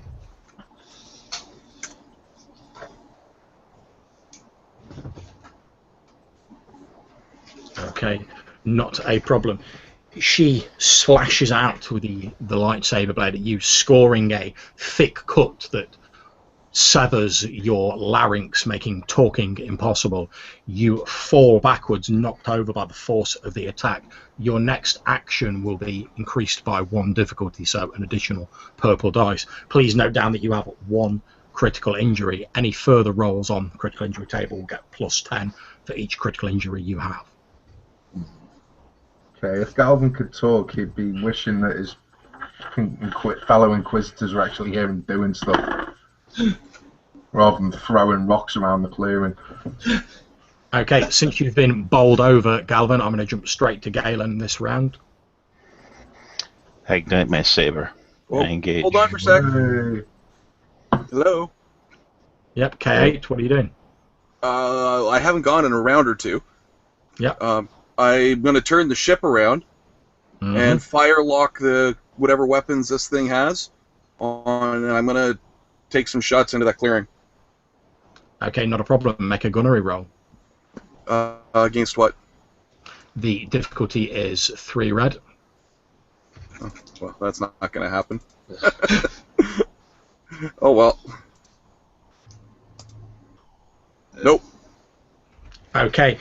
Blaster fire, heavy blaster fire from this decrepit freighter strafes the clearing around this Jedi. She remains curiously unmoved as the shots literally pass within inches of her, some of them nicking the fabric of her brown robes. Galen, what do you do amidst this hail of fire from the heavens? I ignite my lightsaber and step into and attack. Okay, make your attack roll. The difficulty is 3 red.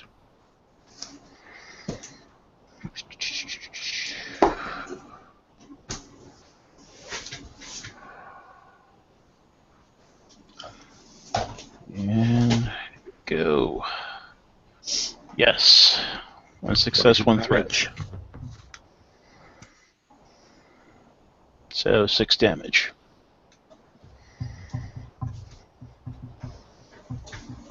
Okay, you leap across and again the lightsabers meet with a flash of energy. However, you do slice a deep cut across her other shoulder, driving her back with a lightsaber against her body.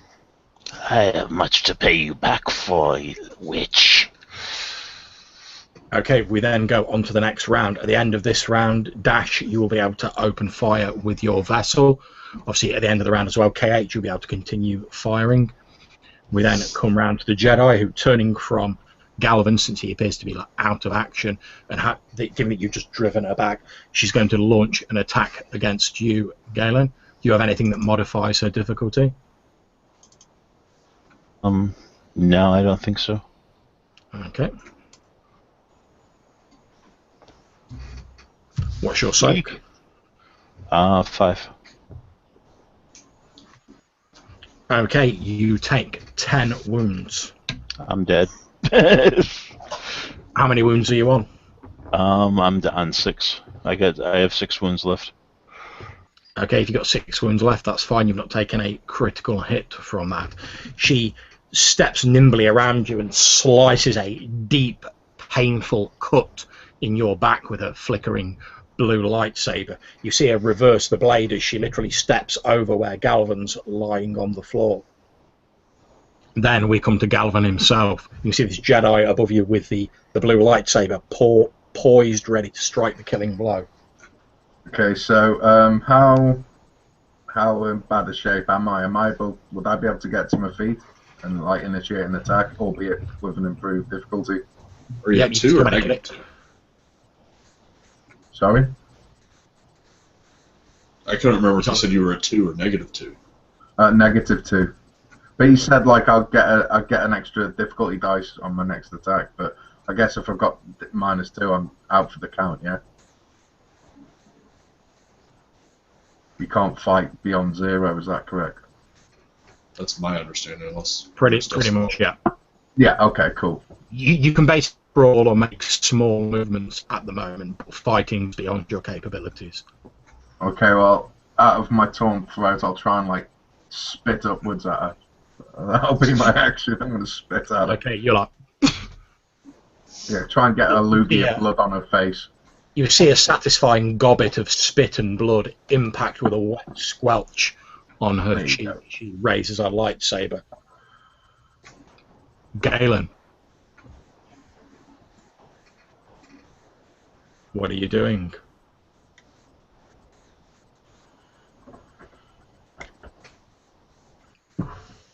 Okay, we appear to have lost Galen for the moment, so I'm going to jump to K8. K8, are you continuing to strafe the...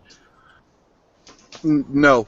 Now that I see that she's a death maneuver, I'm assuming my teammates are laying flattish on the ground. That's correct. I'm gonna try to swoop down and ram, not hit the ground. Okay, not a problem. Make a pilot check. And that's it. Sorry, just out of interest, one of my small movements, would I be able, I've got a stim pack, would I be able to like jag it into myself? Would that constitute a bit? Yeah, okay. That's fine, you've just got to go. If you want to have done that on your round as well as spitting, you can have done. Thank you. Okay. You regained 4 wounds. I'm trying to at least distract her from trying to coup de grace on my teammate. Okay, no problem. Make your politics difficulty is 3 red. Is it not 5 wounds, sorry? Yes. My apologies. No, just threat. Okay, you zoom towards her low in the YT-1300. You don't hit her. In fact, as you draw closer to her, zooming towards her, she actually leaps up on top of the YT-1300 and begins running along the top of it in the best traditions of John Woo style. However, it has put her off striking the killing blow on Galvan this round, who is able to like jab himself with a stim pack. We then come to Dash. Dash, your squadron have just reached the edge of the clearing. You can see this woman running along top of the YT-1300. All right, I will command the TIE Fighter squadron then to fire on the Jedi on top of the YT-1300. Ouch. Sorry. Not a problem. And I will Remember, it's supposed to be a gift when this is over, and you're about to vaporize it. Okay. The Shadow Squadron open up with their blasters. You watch as the Jedi nimbly spins and ducks avoiding the shots. However, K8, you feel a shudder run through the freighter as heavy blaster fire ripples into the top of the freighter's hull. Do A I number of red lights blink on the dashboard saying that you're taking damage. You get to roll as well, Dash. That was just for the Shadow Squadron. Okay, I'll use a destiny point. What's the difficulty? 3 red. 3 red. Wow. Not a chance in hell, I don't think. But there we go. That's gunnery, right? That's correct. Nope. I got an advantage. Okay, so what happens is as you fire again, hitting the YT-1300, more red lights blink on your dashboard, K8, and one side of the freighter dips down alarmingly. The Jedi leaps off the freighter, landing back in the clearing. However, she does land slightly heavily and has to roll to her feet, giving a bonus dice to the next person to make an attack on her. Okay. I've got a question. While she's on top of the freighter, can I get a shot since she's no longer in the tree, like the trees aren't in the way? Yep, you can make a shot. It's long range. Long range? Yeah, great. Don't miss. I've already been hit 3 times. Oh, that's okay. I'm not using a vehicle-sized weapon, so it won't. Well, actually, I do enough damage. I could do 1 to the ship. But, all right, so 3 red. I'm going to aim and true aim. Yep. And destiny point.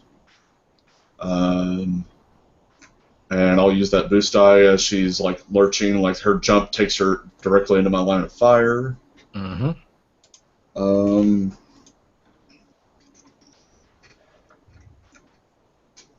What the? Oh, wow. 1, 2, 3, 4, 5, Oh, 6, 7, 8. So that's 7 plus my base of. Do it!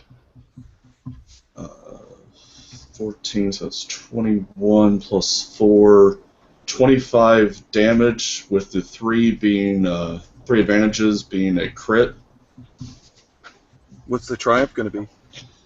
The triumph. A second crit?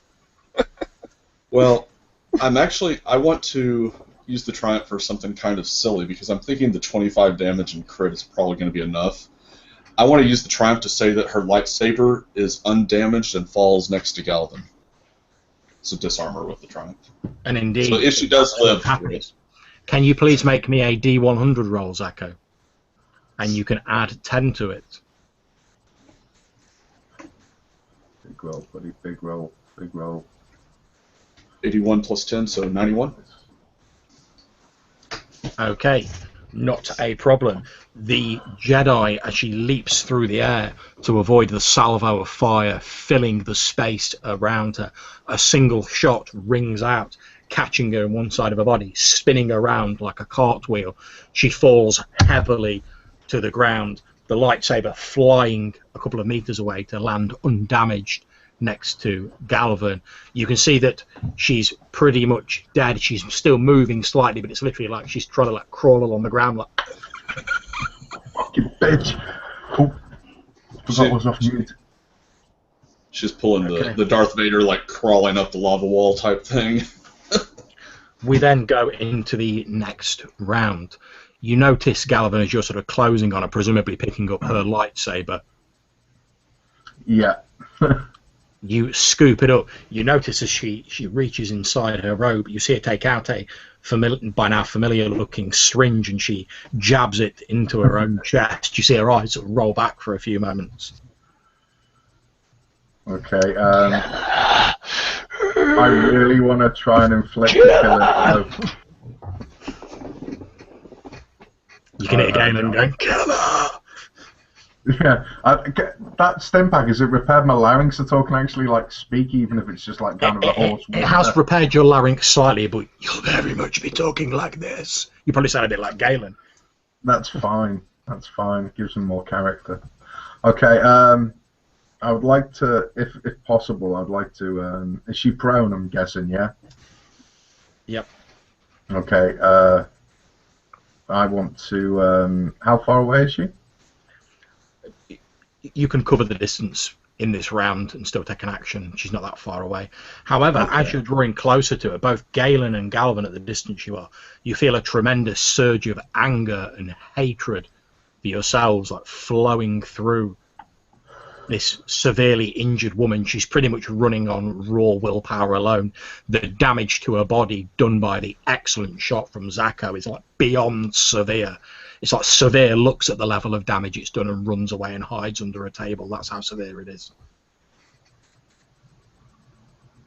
Okay. And you see she's like reaching out a hand towards Cuffs, you. bind her. You feel this hatred flowing through her. Okay. I'd like to kind of like limp towards her, while like dragging myself, you know, because I'm not walking freely at all.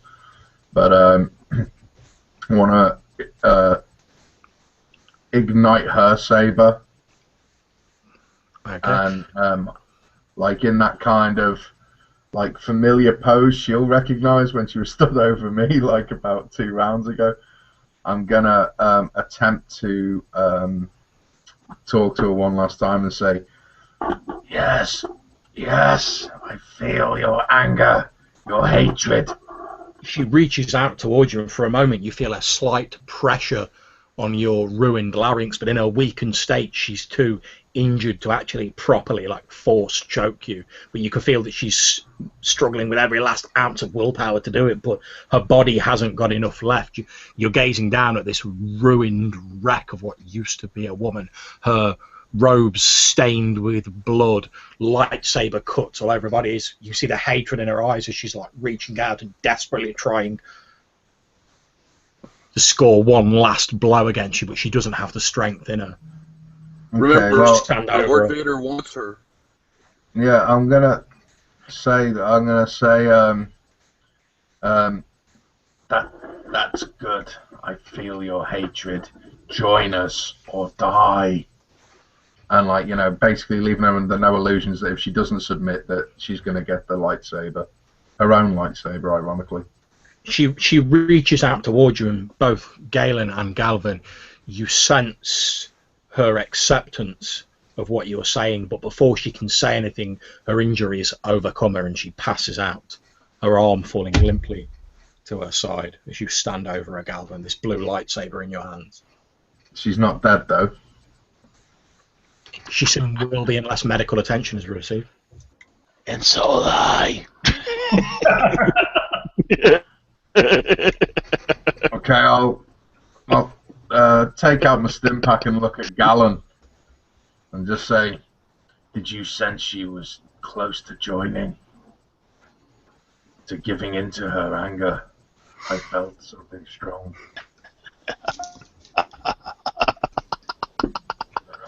And now we know Galen's just I'll lost. wait for Galen to finish cackling maniacally. You stand there for about 5 minutes while Galen cackles. By this time, I'm there. Yeah, And, you've literally walked into the clearing, Zacho, and Galen stood there like.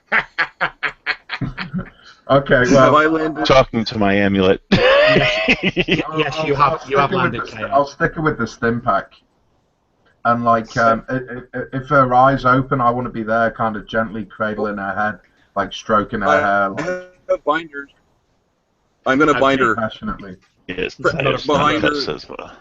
As her eyes flutter open, so that you cradling her head, K8 walks over from the now landed YT 1300 and puts some binders on her arms to ensure that she now poses absolutely no physical threat whatsoever. Her eyes flicker open. She's still in a bad way. She's not critical anymore, but she literally poses no threat whatsoever. Any of you wanted to finish, in fact, probably a strong wind could finish her at this point in time. But her eyes flutter open, and she sort of, her head cradled in your hands, looks up at you and just says, Hang on a sec. Galen like pulls down his hood for the first time, and he's got this like coldly handsome, you know, kind of like not too dissimilar to myself, a coldly handsome, kind of face. It's like, you know, got like blue eyes, but like it's like kind of there's cruelty in there.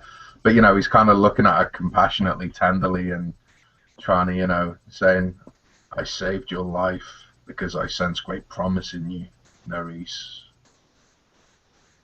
she doesn't have the energy left to speak to you, but she inclines her head slightly in the weakest of nods. And like I'll just kind of lean forward and like gently kind of kiss her on the forehead. And if I can get to my feet, because I'm pretty beat up, just kind of help her up and like usher her towards. I helped them both up. Not a problem. K8 pretty much picks you both up with no effort whatsoever. Got you both by the back of your shirt, so you think you're walking, but it's really just him like bobbing his arms behind you. Are you carrying them to the freighter, K8, or? Yes, but I'm keeping an eye out in case there happens to be rebels still on that ship. Okay, not a problem. There are rebels on the ship, however, I'm going to assume that you locked and deadlocked all of the ship sort of bulkheads, so they're effectively trapped in their quarters. They can't really do anything.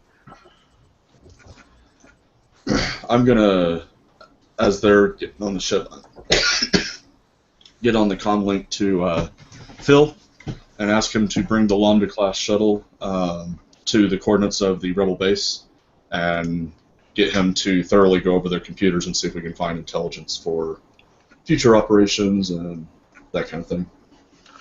Yes, of course, Lord Inquisitor. I've been monitoring the situation, and I'll have the Lambda-class shuttle there in 10 minutes or so. All right. Do we have all of the users with us now at the ship? Yes. And none of them need medical attention badly? None of them look like they're about to drop dead immediately. A lot of them are quite wounded. Okay. I'm going to take a quick look around the ship for anything that would help fix that. You find, as you search the ship, a couple of stim packs. Obviously, you can't go in all the areas. There's a load of rebels locked up in them. But you do find a couple of stim packs. I'll hand them out. Okay. Whoever takes a stim pack, bear in mind if you've already used one, you will get one less wound back from this one, so it'll only be 4 if this is your second one you've used. I think Galen and Galvin need them the most. Yep. Okay, then, as they often do in Star Wars films, we fade to black on this scene. We pick up a couple of hours later outside Garuda's palace. You're all stood there. Phil's come and picked up any of you needed picking up. You've got to the freighter. The Jedi's incapacitated. You can have dispatched the rebels on board if you so wish. It's pretty much like shooting fish in a barrel, to be perfectly honest. The rebels on board, I'm going to suggest that any of them that we think may have tactical information that would be greater for the Empire in general, we'll take back with us as prisoners. But any of the others we will make a gift of to Garuda for show of force for him for his rulership and that kind of thing to do with as he sees fit. Okay, not a problem. You find yourself back in the palatial mansion of Garuda the Hutt, looking at the hologrammatic depiction of him. Urus Rev stood off to one side. As you've approached, you've noticed that his forces are mopping up the scant remains of the rebel soldiers and the slaves who attempted to attack his base with the aid of Shadow Squadron before they were recalled by Dash. All of their fighters were taken out, and they're just now mopping up. Since they failed to deactivate the droids, the mop-up operation is going fairly smoothly. As you're in this palatial estate looking at the flickering blue hologram of Garuda, his deep rumbling Hutt voice being translated by the sibilant tones of the computer, Garuda says, "My thanks, Lord Inquisitors. You have done a great service here. But what of the Jedi that you spoke of?" She has been care of. She's no longer a threat. That is good. I would hate to think of such scum free to roam my world. You have done me a great service. I will report your sterling actions here to your superiors, and be assured that the Empire now has a strong ally on the Hutt Council of Elders. Is there any further gift that I can bestow upon you to show my gratitude? Actually, the Empire wishes to bestow a gift upon you. His one good eye widens and he says, "A gift for me?" We offer you this prototype, and I'll gesture towards K8. His eyes widen and his monocle actually drops out, disappearing off a hologrammatic display, and he claps his chubby little hands together in front of him. He says, "Why, this is perfectly splendid. A prototype droid of a like I've never seen before." And he seems to actually become a bit overcome, and you see a slave run in on the hologram and like fan him to cool him down a bit. This is most unexpected, Lord Inquisitors. Then let me add that not only does the Empire have a friend on the Hutt Council of Elders, but you personally also have a friend here on Varda 6. If you should ever need anything from me, you have only to ask, and if it is in my power, I will grant you what it is you ask. That's very generous. We appreciate Not at all.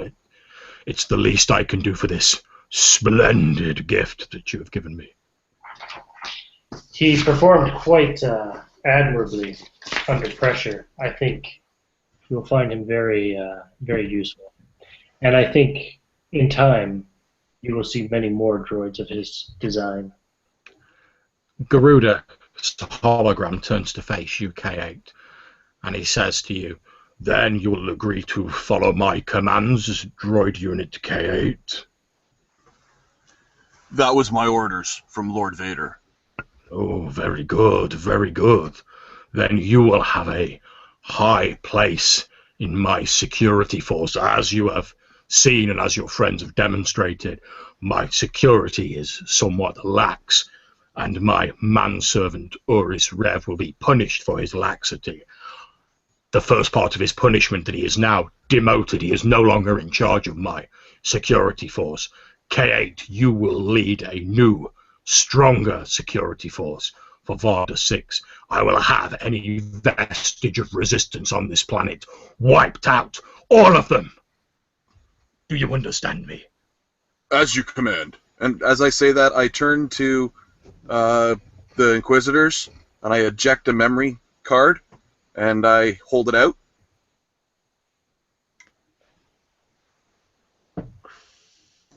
Zacho will take the indicated memory card. That's my report for Lord Vader. Very good. Okay. And I walk over to wherever would have supposed to stand in the hall.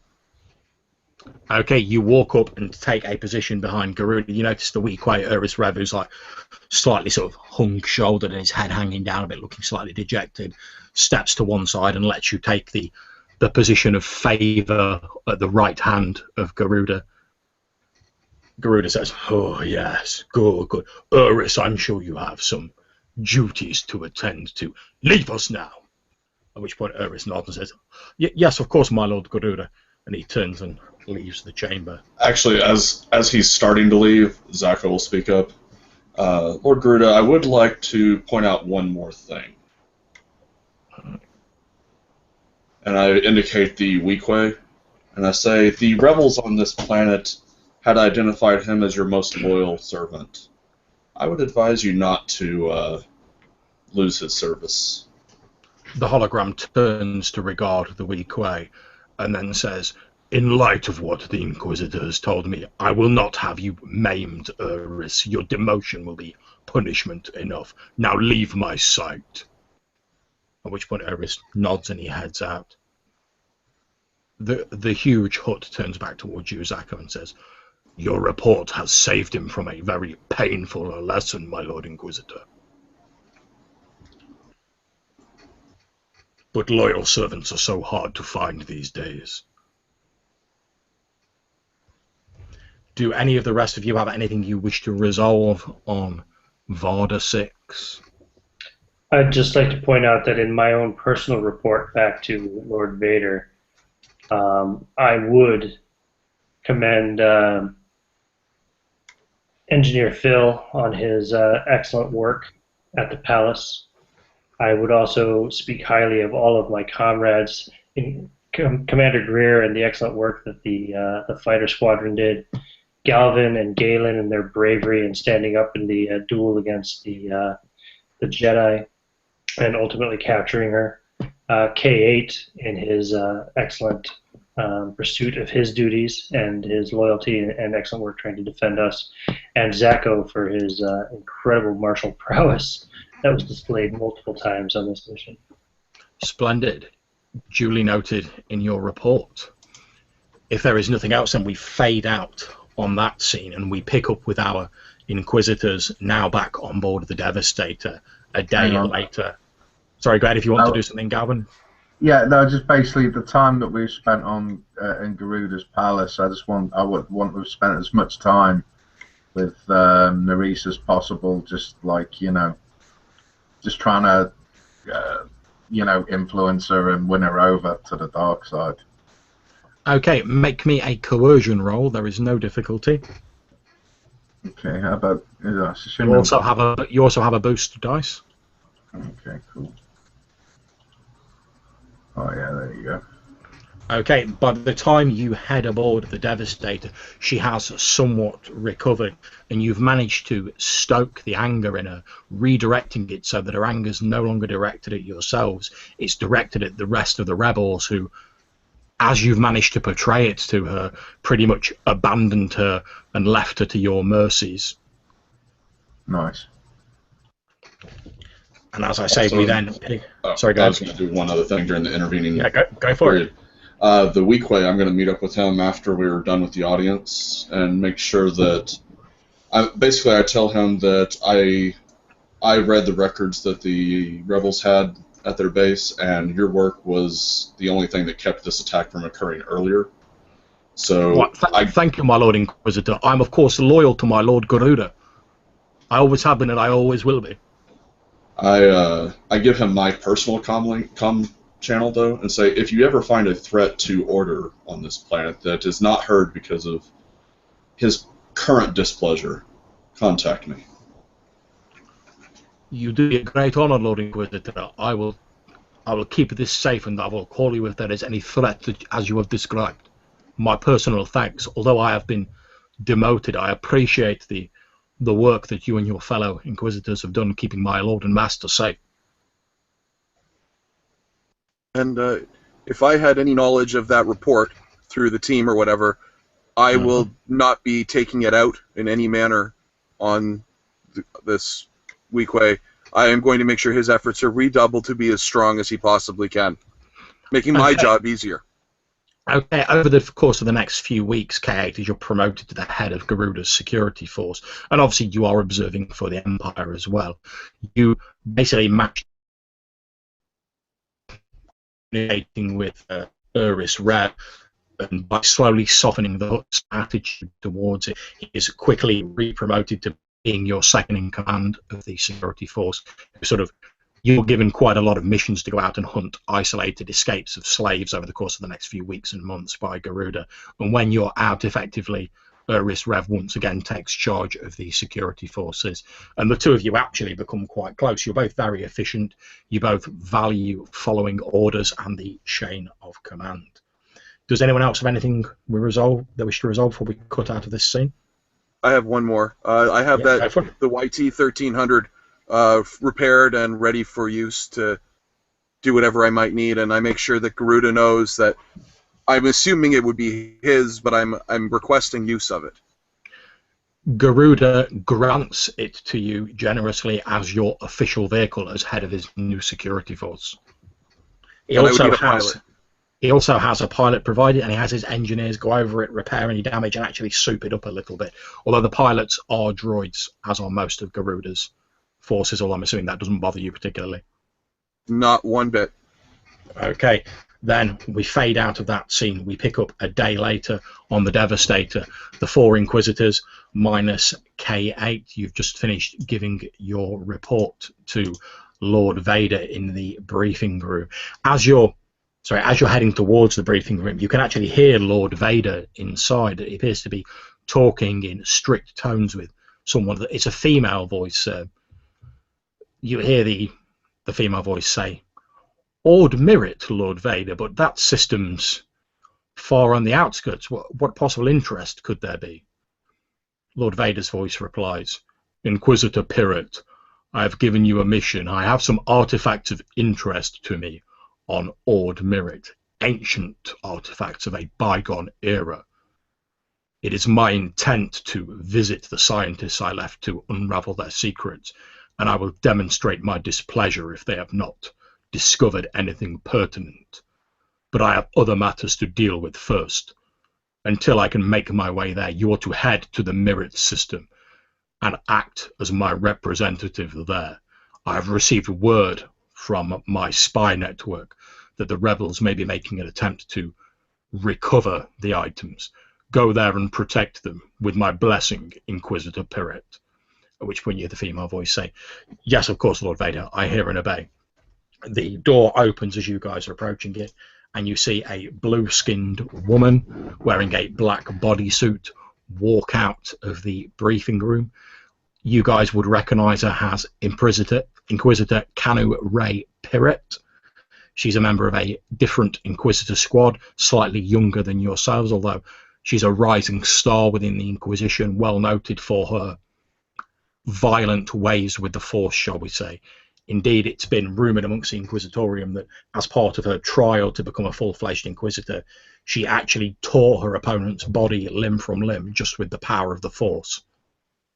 She isn't actually carrying a lightsaber at the moment. As she walks out, she sees the four of you, nods and says, "My lords of the Red Hand." Dash will just kind of go. Inquisitor Pirret. I'll just nod. My apologies, my lords of the Red Hand. I would stay and listen to the details of your mission, but our Lord Vader has further need of me on the outskirts in the Mirit system. I must leave straight away. I look forward to reading the reports later, though. I trust your hunting went well? Indeed. Be expected. She turns towards you, Galvin, and says, "Is it true what I have heard from some of the people on board that you have managed to turn one of the," and she spits on the floor, "the Jedi to our cause?" Perhaps there's a lot of anger and hatred within her. I've been trying my best to bring her to our side of the Force.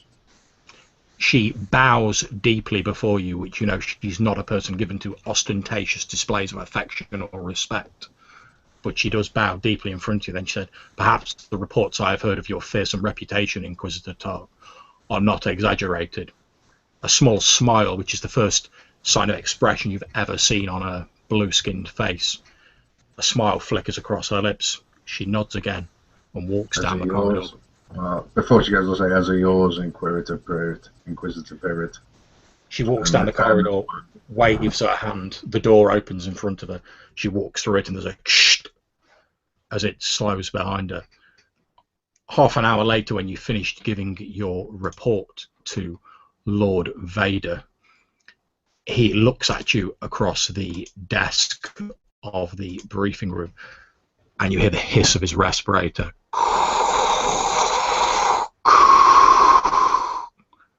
"My lords of the Red Hand, I am most gratified by your report and that I do not have to punish you for failure.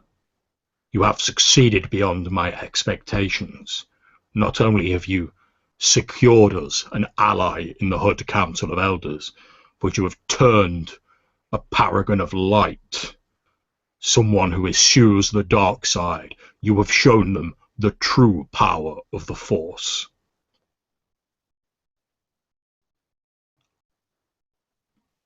It is our duty. It was an honor, my lord.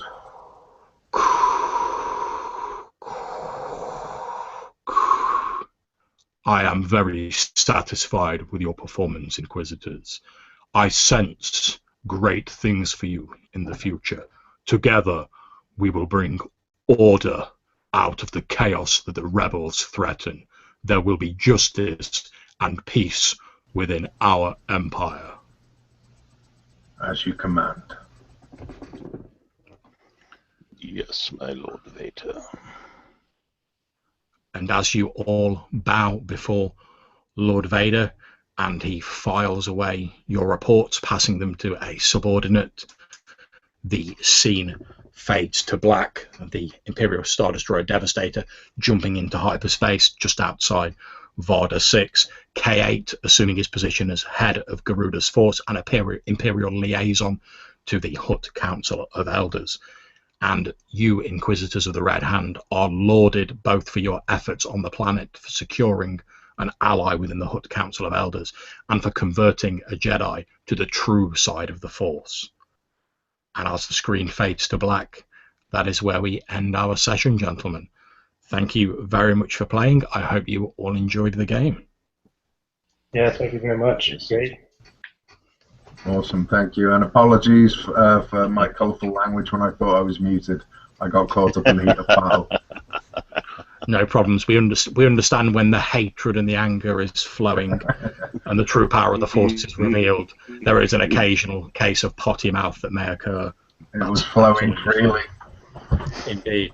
So before we wrap up the hangout, and I'm perfectly happy to chat for 20 or so minutes because I've got to jump into another game after this. Does anyone have any thoughts on the trilogy as a whole or this particular session that you're happy to voice in the broadcast before we end it? Yeah, it was excellent from start to finish. Thoroughly enjoyed, and I really enjoyed the growth of the character. You know, over the time that passed, it was cool being able to you know, really beef them up and customize them as to how we saw fit. And thank you to the other players. Absolutely fantastic. Zacho, we couldn't have done it without you, mate. I didn't think we'd say that, Mr. Tech Guy, but you were awesome, mate.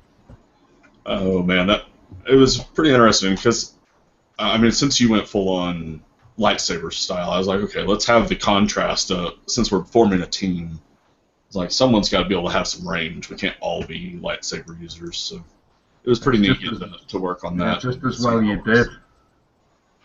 Yeah. I'd also like to take this this moment to thank Alex, who came in, sort of was parachuted in as our guest star for this final episode. I hope the session was okay for you, Alex.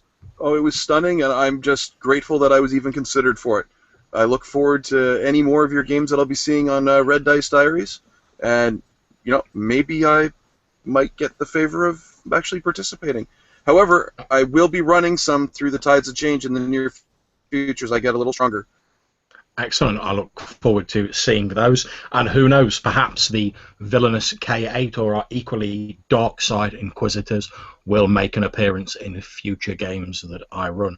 So if no one else has anything further they wish to say before we close, I will end the broadcast there. Thank you for people who are watching now or in the future. Thank you to my wonderful cast of players, to people in the Tides of Change group. This video will be going up shortly, and I will put up an epilogue sort of text crawl probably in a few days once I've actually got some sleep. So thank you again to my players and to everyone who's watching. We're going to end the broadcast now. Bye-bye.